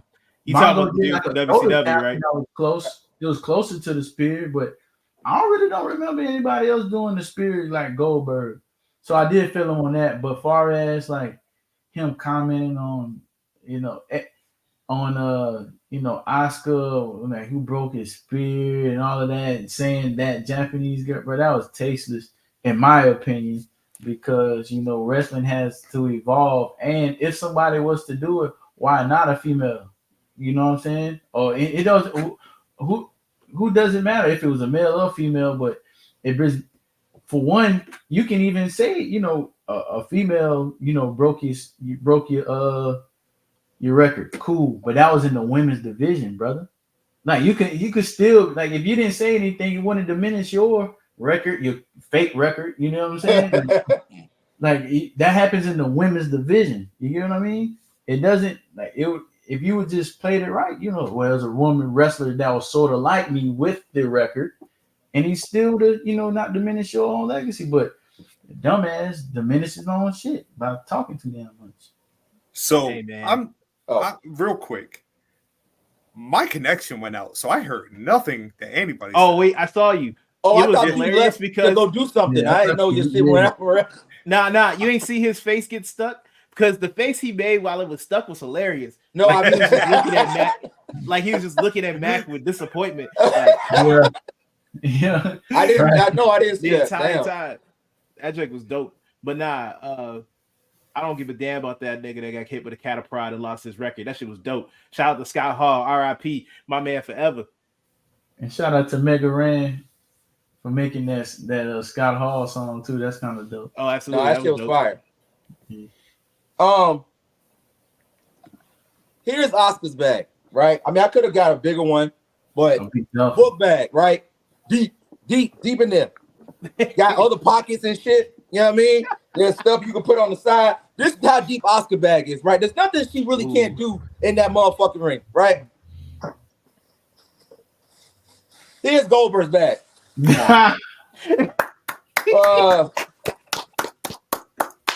You know, it can carry for a little bit.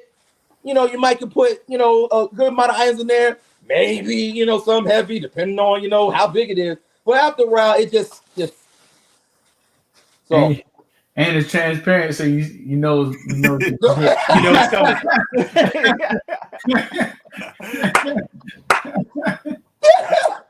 No, think, but to your point, Mac, two things can be true, and it's not to say that, you know, maybe when he did get there, you know, WWE, I mean, being petty or whatever the case may be, and you know his whole thing with Triple H, whatever the fuck, you might can have that gripe to the side, but that, like you said, you don't have to diminish somebody else's greatness to prove your point. You didn't have to do that.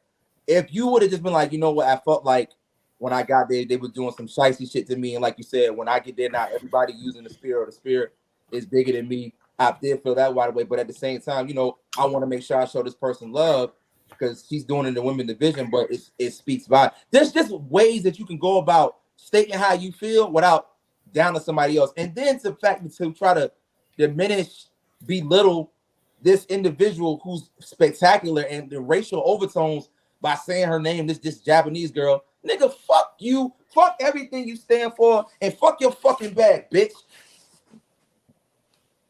And that's all I got. Beautifully said. Thank you. What do you have to say, brother? It was a cigar. Bill That was a Goldberg. different one too. It's a different one. This is cognac. Oh, well, there you go. Bill Goldberg is everything I hate about big man wrestling. You know what I mean? I like watching like the Athletics. You know what I mean? The Vaders, the Earthquakes, the Yokozunas, the Bam Bam Bigelows, actual workers. You know what I mean? You have never once heard. You have never heard Earthquake injuring somebody and ending their career. You've never heard Bam Bam Bigelow hurting someone and ending their career. Vader may have injured people, but guess what? Never ended no able to careers. wrestle. Came back. They were able to wrestle. They were able to get a check later. Shout out to Sting. Bill Goldberg, though. And also, when you're looking at it, right? Asuka, way better matches. Asuka, more impactful. Asuka, way flyer. You know what I mean? Asuka, book bag. Vader, no, Vader, Goldberg, trash bag. That's what I should have got. That's what I should have got. You should have. I ran out of trash bag. I'm sorry. It's all good. But nah, man, how dare he come at Asuka? Like Asuka don't got like a million moves that are just out of reversals and the transitions into like submissions. Get out of here, bro. You ain't doing that. You ain't never been like that. You ain't never been that good. You know what it is? Goldberg definitely gives off the energy of somebody who probably feels like his legacy isn't what he probably thinks it is. He probably thinks his impact is way bigger than what it is. And I'm sure there's people probably watching right now. We probably love them some Goldberg. I don't know why you're listening to us. You ain't gonna get no Goldberg love here, bro. That ain't happening. Like when people would do their WCW Mount Rushmore and they would put Goldberg, I'm like, Disgusting. Like for who? For what? you know What has who? he done? Look, you want to know some WCW wrestlers I would put over Goldberg? I'm gonna name a few. Go for it. Ernest the Cat Miller, I'd put over No Goldberg. question. Easy. Oh my God. Perry Saturn, I'd put Easy. over Goldberg. Loki. Who's low? From the flock? Yes. Oh, are you talking about low key? Are you saying Lodi or low Lodi. key? Lodi. Okay. Lodi. Lambo. I said Loki. I was like, from the show? From the Thor? My bad. My bad. I'll put Hey man. Hugh Morris. Hey, that moonsault Hey, was bro. nice, dog. He won't Yeah, do yeah. it. Fire moonsault, bro. Hugh Morris was abusing his students, man. I can't give him more. Oh, I can't- okay. yeah, never I can't- mind. I can't. Never mind. All right. Oh, Yeah. My yikes. bad.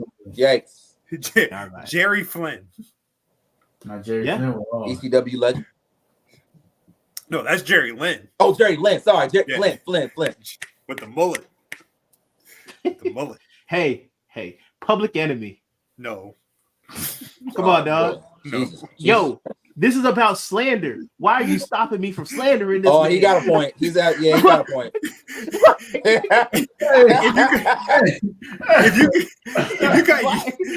If you've gotten your ass beat in 2 locker rooms, I can't put you on no list. Hey, for all we know, Goldberg could have got whooped in 2 locker rooms too. What are you talking about? Fuck it. You know, he Don't got whooped stop in there. Alex Wright. That's not that far from one more. That's only 2. Alex. Now, if we're saying a tag team, Ming and the Barbarian, Alex Oh, Wright. that's easy. Okay. Oh, Alex Oh. Wright all day. Do Yeah. the dance, baby. You know who I definitely put on my Mount Rushmore? Ultimo Dragon, a worker, Oh yeah. a champion. Yeah. Not. I'm talking about real talk too. No Oh, bullshit. yeah, no. Yeah. Ultimo Hey, got man. busy. Yeah. I Well, forever I say- watched this match. I just watched because I was watching Fall Brawl earlier this week. Fall Brawl '97. I watched this match with Alex Wright and Ultimate Dragon. Great Yeah. time. Big cook. He's still alive, right? Ultimate Dragon. He's still wrestling. He's still wrestling. Word. Well, okay. God damn. I will Boy. forever say Ultimo Dragon would be the greatest cruiserweight of all time if Rey Mysterio did not exist. Yeah. It's not bad. You might not be wrong there. Look, Rey Mysterio. Y'all watch his last match on SmackDown? I did. Buddy. Yeah, against Man, against I Santos. didn't want to say it, but Yeah. I'm like, oh my, hey, we might need to have that conversation. Yeah. Man, my childhood about to be over real. I saw Remember when Booker T had that one little comeback? You were like, nah, Book, go back home. I saw Ray had that back roll. I was like, oh no. Yeah, it don't. I was- It Hey, it won't look Hey, good for. Dominic had to go out there and save him. That's what he came out there for. He like, let me help my pops, bro. Now hold on. This No, match hold on. gotta end. ain't yell out back. It was his first match back. We got, you know what I mean? Let's get, first match back. But it ain't Right. looking Yeah. good for my man. He had a lot of first matches back before. None of them look like that. If this is where we're going, then we need to have a conversation about DIY. Oh, You mean damn. Regeneration X? Regeneration X. DJ. Come on, man. Hey, bro. You know what? Wait, before y'all say anything, it could just been my eyes, right? Could have just been me. If I'm wrong, please tell me now. I'm gonna Because- keep it real with you. Because what I I didn't saw, watch the match, so I can't Okay. tell you. what I I don't have saw, an input. what I saw was Triple H and Shawn Michaels, Saudi Arabia, 2018. Damn. That's what I saw. Yeah. That's what I saw. Nah, I didn't see that. I didn't see Yeah. that. You That's talking what I about the Creed brothers, right? Yes, sir. No, I didn't see that. I seen they put a good. They could have. It could have went either way. I thought they was gonna win, and they didn't look bad to me. But you seen a They lot did more win. of their. No, I'm talking about DIY. DIY did win. Oh, they did. They did. No, they did. Yeah, DIY. Yeah, they did win. I saw the ending. I just didn't see the match. When was this last week? They win. I thought the Creed. It was on brothers- Monday. The Creed Oh, brothers no, I didn't literally watch- did I like a didn't watch that. backstage. They did like a backstage joint when they was talking about like they can't be having these like close losses all the time, like these moral victories and stuff. The Okay. Creed brothers should have won. They should have. Yes, they should. They would have. I feel like they would have put on a much better showing at WrestleMania. But hey, I guess they haven't put in their What's time yet. What's Johnny Gargano going to do? Going to take a spot, start flopping around like Magic Carp? Hey yo. Damn. He said all he got is splash left. That's all it. he got. That's his That's moveset. it. Splash. That's it. Damn. But I mean, you've seen a lot more of their matches, so you probably can critique them from what they used to be until now. So Maybe I they did good. I thought they cooked, especially Maybe- Creed brothers. You know what? Maybe it's just me because I'm very critical of Johnny Gargano and Tommaso Ciampa. He Yes. is Yeah. not like Johnny for a while. No. I've always given Johnny his props, but it was like I was telling my lady yesterday. Them final days of NXT Black and Gold, terrible. He was over it. I know you was over it. Terrible. He was hurt back then, wasn't he? Nah, that was Ciampa. Okay. Yeah, but it could just be me once again. You know, I That's mean, why. like, That's why their when- first. when That's they why were their first NXT main event run didn't work out because Ciampa got hurt. Gotcha. Yeah. His neck. So were you expecting like a bigger impact when they're together now, or from the NXT days, or oh no, I knew they were gonna suck now. Yeah. Yeah. It didn't quite. Yeah, I The knew they. momentum didn't quite transfer? follow them to. Yeah. Is that because Ciampa was hurt, or because one was hurt, or the other was hurt at the time, or it's just you just don't see it being something more than what it was in NXT?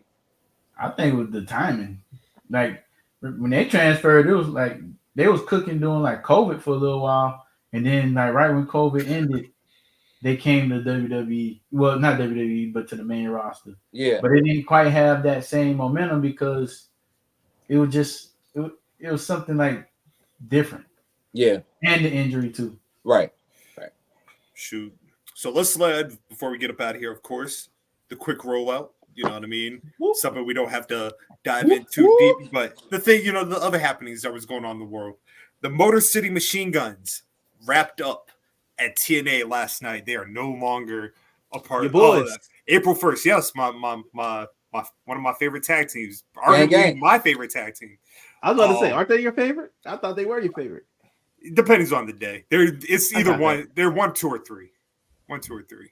Respectful. Yeah, 1, 2, or 3. But this is a big deal. Number one, I have not seen a company fumble so many stars in 3 months like TNA. It is incredible. Woo! You know what I mean? Like, It's been a domino effect. and the thing is, like, you know what I mean? Like, they're not putting on bad shows, but clearly you could tell that there's not the same momentum. Yeah, And we're not just talking about losing like any other tag team. We're talking about like a veteran presence in Alex Shelley, in Chris Sabin. You know what I mean? Like Chris Sabin been there since 2003. Alex Shelley been there since 2004. You know what I mean? Like they've been intertwined in Impact. Both of them former world champions, X Division champion, tag team champions. You know what I mean? Like they're losing a prominent locker room leaders. But with that being said, if they're free agents, that means the door is open. April 1st, that's when the contract goes until they go become free agents. But where do you see the Motor City Machine Guns go? I see the AEW run. You know what I mean? Especially if AEW is restructuring their tag team division. What better way than to have an excellent tag team? You know what I mean? You could run back them and the Bucks. You can finally have the dream match between them and FTR. You can have them against like a up-and-coming team like Top Flight. So many more things I feel like you could do as opposed to if they went to WWE. I'm gonna go AEW.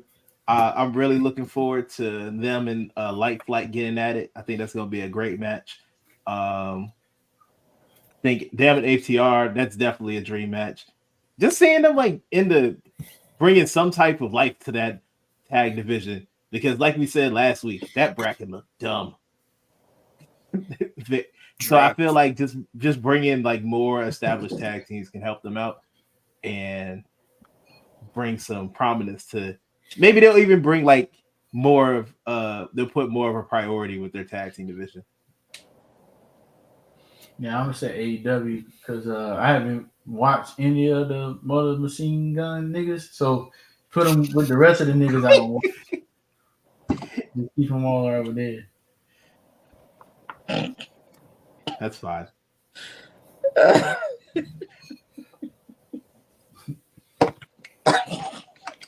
I thought we was gonna go a whole episode without AEW slander from Matt, but Yeah, once nah, again, tried and true. Tried and true. I'm shocked it took this long.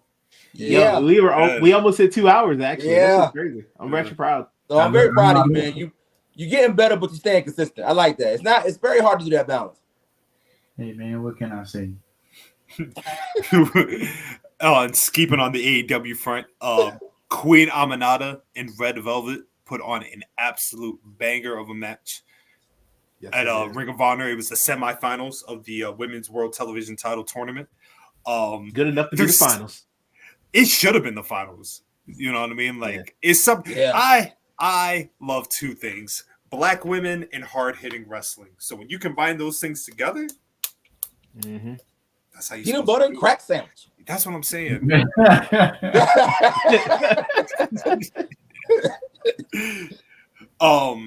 Obviously, you know, I mean, I know Nola watched the match. Mac or Chaz, did y'all get a chance to see it? I got a chance to see the highlights, so yeah, but good to me, great all around. So if I'm not mistaken, it's gonna be her versus Billy Starks. The White Child, yes. Yes, it is. The child of Destiny versus Queen Aminata. A couple months ago, I would have been I would have just the momentum Starks had. I would have been like, but I ain't so sure. Do you think Aminata has a chance to win? Yes. Yeah. I think honestly that I think she would be the perfect person actually to win the belt. And like, have you seen her? Like, just like her presence when she comes out, right? Just her elegance, their style. Yes, she has a little she has aura. She has this down pat, and her ring work speaks for itself. Her matches speak for themselves. I think, and we don't got to give the child the belt already. Like, why not? Like, she can actually. I think she'd be better chasing it anyway. I actually think Aminata is going to win. I think Athena is going to retain. I think they're going to do the rematch between Athena and Billy Starks at their June pay-per-view. And that's when I feel like Billy Starks, the end goal is her winning the Ring of Honor World title. The big title, yeah. Yeah. So then when Athena goes up, and she leaves it to Billy. Yeah. So they complete their story. And that'll probably be my last time watching Ring of Honor. Ouch. I heard that. Nah, Athena. I mean, not Athena. Queen Aminata. Queen Aminata, yeah. Oh no, I'm talking about watching the entire program. You know what I mean? Yeah, I got you. Yeah. True indeed. I get that. Let's see. Oh yes, a good conversation came up about what moment currently started the era that we are in WWE. So there's always one particular moment that kickstarts the era. You know what I mean? Like arguably the Tyson Austin face-off kickstarted the Attitude Era. The John Cena Ruthless Aggression era started that joint. COVID started the Thunderdome era. You know what I mean? Mm-hmm.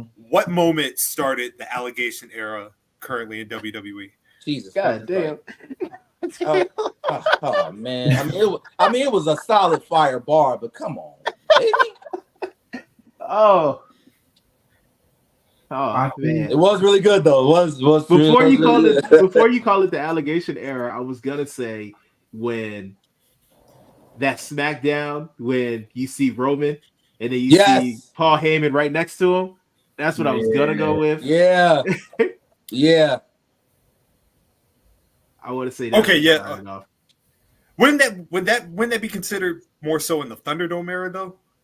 See, I thought it was coming after, you know, when the world was kind of starting to open back up. It was definitely during the Thunderdome era. It was definitely because that was in 2020. So it was right. Okay, yeah. August 2020. Because the same day night before he speared Bray Wyatt, correct? Yeah. Then signed. Okay, all right, yeah. That was at the pay-per-view. And then all right. Where he didn't show, where it was Bray Wyatt and and Braun Strowman wrestling for about 10 minutes, and then you hear Roman's music, and he signs the contract, and he comes out and wrecks everybody, and then wins. I did see somebody bring up like that the WrestleMania press conference from a few months ago is like the official kickoff to a new era in WWE. Like the Rock slapping Cody, and just that overall thing is the kickstart to that. If I had to go before that, I would say the Roman Cody match. Yeah, that's okay. All right, that's not bad. Yeah, but I think they turning it to a new gear now, bro. Just the way they're doing promos now, they letting it look like they shine away from the PG aspect of it. Like they saying whatever they want. So I have to agree with the internet on this one, as far as like the slap being like, if I think we entering a newer level than that before the Cody and Roman man. But I was gonna say that match. I don't know how broad of a question that this is, especially since you really can't gauge where the industry will go. But, and I think I asked it a couple weeks ago, and if I did, I apologize. Do we see, like, when do we see this era start to fade? You know what I mean? Like, when do we eventually start to see like the downturn? Obviously, we on the up. I don't even think we've reached like the top of the mountain as far as where they can go.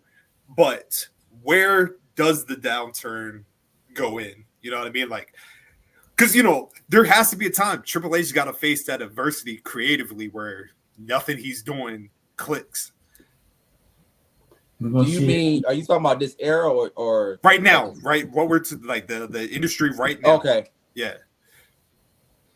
And we're gonna start seeing it when Cody get the belt. Not saying it's gonna be a down, like a total decline where it's like he plummeting, but it's gonna be a little like some dry pockets in there because all right, he got the belt. Now what? Now what? So I mean, he's gonna go on Cody's adventure some more. What do you mean? Except for side quests, they're gonna be the main. They're gonna be the main attraction now. That's all. Yeah, hypothetically, I don't wish this on anybody. Uh-oh. If something happens to Cody Rhodes between, injuries happen, does WWE confidently have somebody that they can fill? Not Seth Rollins, not CM Punk. Not those guys, not the usual suspects. You know what I mean? Let's say for whatever reason Cody's out for a year and some change, right? And you're wanting to grow, bring a fresh blood into it, like kind of like a Cena-esque entry to like make him like slot him in with the top guys. Would you put, obviously you could put Braun Breaker in that spot. You know what I mean? There was a fantastic video package the other day, or Sunday. You know what I mean? Like, when is he getting hurt?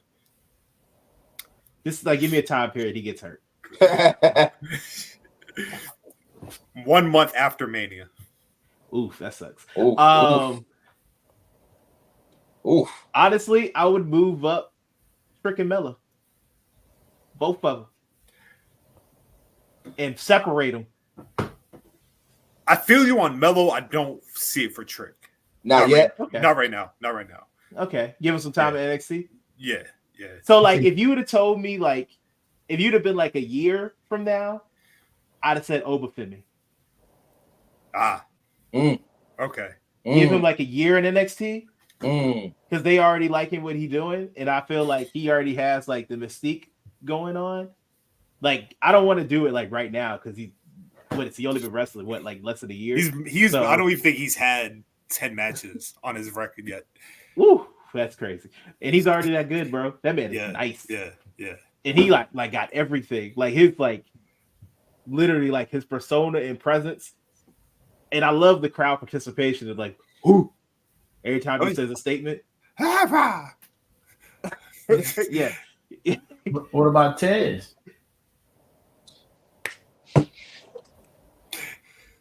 Uh-oh. Because at some Go point in time, Go ahead, they're Nick. going to have Go to ahead, pull the bro. I trigger. already know what you about to say. Go for it. No, it's not. Has that I saw time the look on your face. Has that time passed? Has the time passed for Montez to be considered the guy? I won't say past. I don't know what it looks like. So I don't even know if we can say past. I at least gotta go ahead. No, I didn't even cut you off. The reason why I say that is because we've been having this conversation about Montez Ford for what? For a little while. 4 or 5 years now. Yeah. You know what I mean? And truthfully, the time to do it would have been, what was it? The third time they lost, or it was the third match they had with the Usos. I think it was it was the first SummerSlam that Triple H booked. Yeah, I think so. That would have been the time to have them go their separate ways, but they didn't. What they're doing now, possibly, but that's what I'm saying. It has the time. You can always slot anybody at any given time, but like, has that time moved on from Tez to be the guy? Nope. I still feel there's a clamoring for it. A lot of us still just, I don't know. And I said this, I don't know if you're not going to put the belts back on them. I don't know what we're going for because, and I hate to say it, I still haven't bought into the whole idea of Bobby Lashley and them together. I don't see where a pocket for them is going to be because I don't feel like Bobby's in the space of a manager. I still feel like he is could be possibly a top dog. And if I just see it going more on the route of, I'm not getting far with what this is. I've been in this game for too long. I have the charisma and talent. I see him turning on, either one of them, and then that's starting to route. And then from what I saw from Angelo Dawkins in the ring of this past week, I'm like, yo, I believe he could have a solid mid-card run as well. So I just don't, because I don't know where you're going to keep going with Street Profits. They've done a good majority of things to me where I feel like, all right, solidified tag team, we can come back to it. But if not now, like you said, Nick, I don't know when. So I just feel like it may have not have been as strong as it was before, like you said, but if not now, when? Mac. I think with the business side of it and what he's doing outside of the ring with the Hulu stuff, getting into bodybuilding and everything like that, he's slowly, building his cachet outside of, the in-ring work and everything like that. So it's gonna bring in, not a mainstream, but a different audience, if you will, to just him. Yeah. So if they build like, for instance, how they was building my guy from the Alpha Academy, Chad Gable, how they was building, him possibly getting a run for the Intercontinental Championship. If he has like a solo-ish type run like that, I think, and with all the stuff that they say, they could put a vignette of saying, he's the next this, he's the next that, like he's gonna be it. If they come up with that type of run, they can build off of that time period that you're talking about, Nick, mixed in with the stuff that he's been actually saying on the reality show, how he feels second fiddle to his own wife. He can pull some heartstrings and get people behind him if something was to happen to Cody, because everybody loves the internet wrestling fans love to be the people that say, oh no, we push for this to happen. And so what's better than somebody that's they can play off the heartstrings to pull up. So I think the time still is there. I think they got it in a bottle and they can just shake it up and let it go whenever they want. For sure. Nolo. Shit over, man. Now I'm joking. Oh, Nah, but I just think he just needs the opportunity personally. Like, it's not gonna happen with the Street Profits. He kind of has to go on his own. I'm not saying he got to be a heel to do it, but I feel like he gonna have to be by himself. I don't see it. I think, as someone has said earlier, like Street Profits is pretty much gone like as far as they're gonna go and as much as they're gonna push them because they probably not winning on Friday to go to WrestleMania. So that's a perfect opportunity to, I feel like, to make something happen. Like at least put like a crack. Like you did the video online, but not that many people probably saw the video. So you're gonna have to do something like on actual TV where people start being like, "Oh, what's going on here? Like, what's stop? Like, is there like dissension? Is there like a crack in the team? Something." I do think the unfortunate passing of Dawkins' mom maybe maybe derailed what that video was intended to do because I think that happened within that week. So and it happened the week following. Okay, yeah, and then like I said, I think when it comes to the Street Profits, I feel like we will see everything we need to see after Mania. Obviously, everything's locked in. You don't want to set those seeds right now, so I can see it happening after Mania. But to me, if it does not happen this year, then I just don't see it happening. All right, that's fair. Yeah, that's fair. I don't have any more notes. That was it. Oh, we know what we can talk about. Huh? Hey man, Kendrick out here spitting. Oh, hey man, why he do that to them dudes? Kung Fu Kenny. What you talking about? They started it. Nah, I'm about to say. That's a response. I won't put it as much on J. Cole, but this thing. No, he was talking about Cole too. No. I know. Yeah, I agree. What is he responding to? Though? Like So, they didn't that's what I was gonna say. So first for person years, shooter.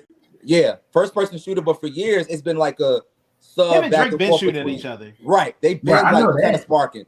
So that was the whole basis on that. I don't know. He didn't say anything recently, but that was really like the main basis. It started with Drake playing his Control verse, and then Kung Fu Kenny went on the BET Awards in the Cypher and destroyed the motherfucker. And then it just kept going back and forth for years, and just nobody really put it onto the table like he did. You know what I'm saying, the other day. But now we're here. My favorite thing that people like to put on Kendrick is that he's not battle tested, and it's because is he not battle tested because people don't be saying his name because they don't say his name. That man went on Damn and said say my name like Candyman and ain't nobody say nothing. Man, he said nothing.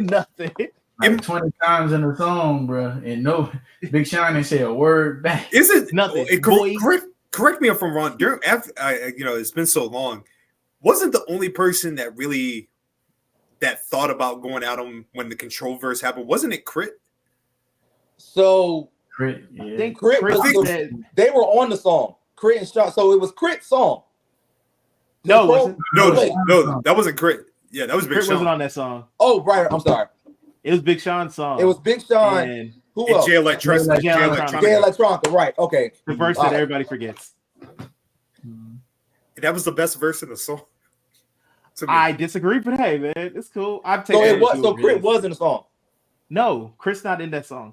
So just you mean like in his verse or in the actual the song itself? The song was Big Sean, Kendrick, and Jay Electronica. Okay. Yeah. Yes. And then like other people rapped on it. Right. Yeah, he called out damn near everybody. Right. Other people rapped on it. Pusha T was on it. Fab was on it. Crit had did it. Probably missing somebody, but yeah. Others, right. And meanwhile, you know who ain't do it? Drizzy. Drake. Meanwhile, Pusha T still in the cut. It was a story that like they was going to do something on ESPN or something, but somebody stopped it.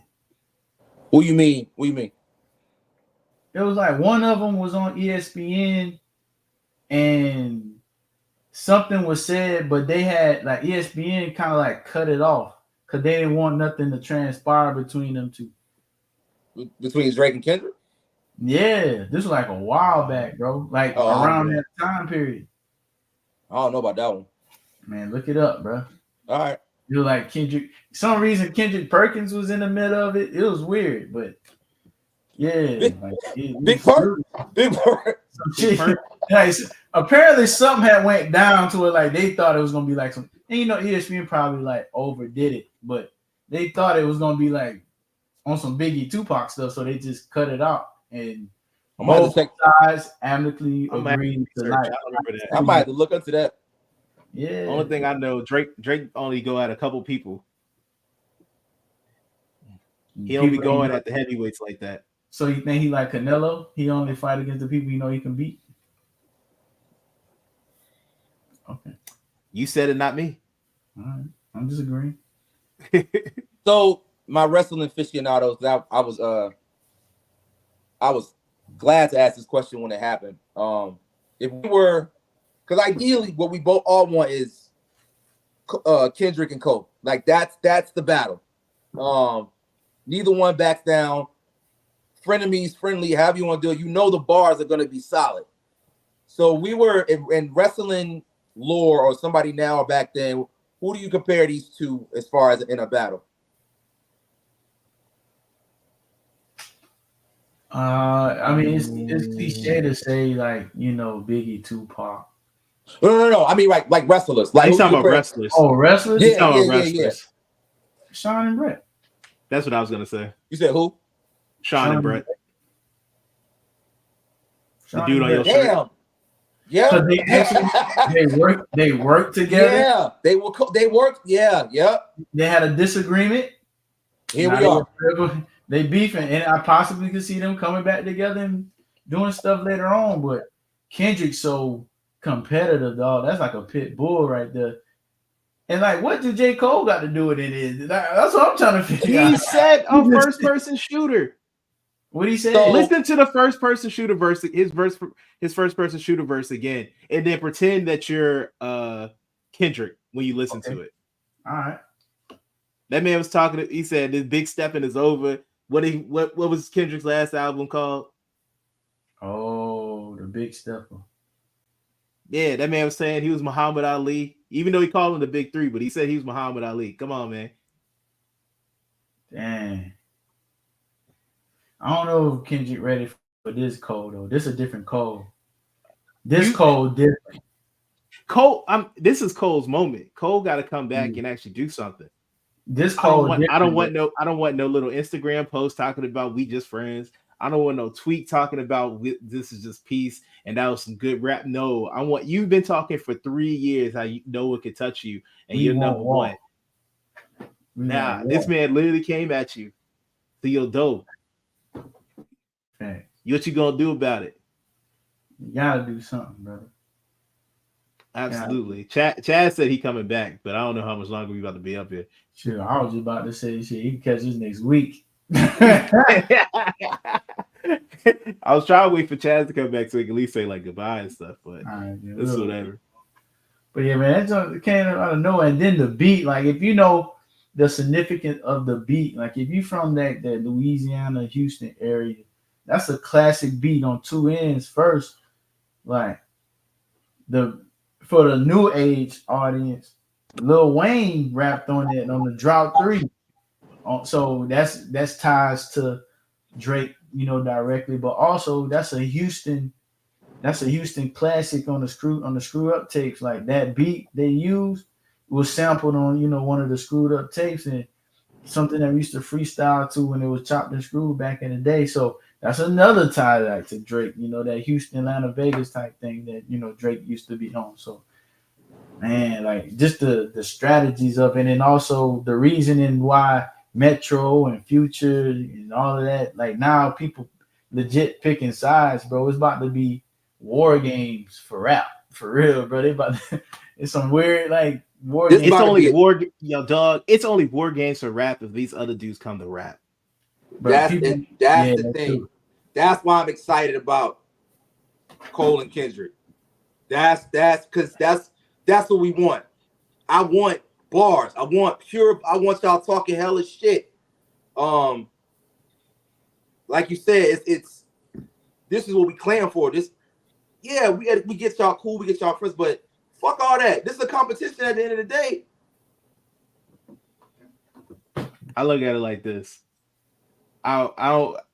How long do you give them for them to like actually say something back?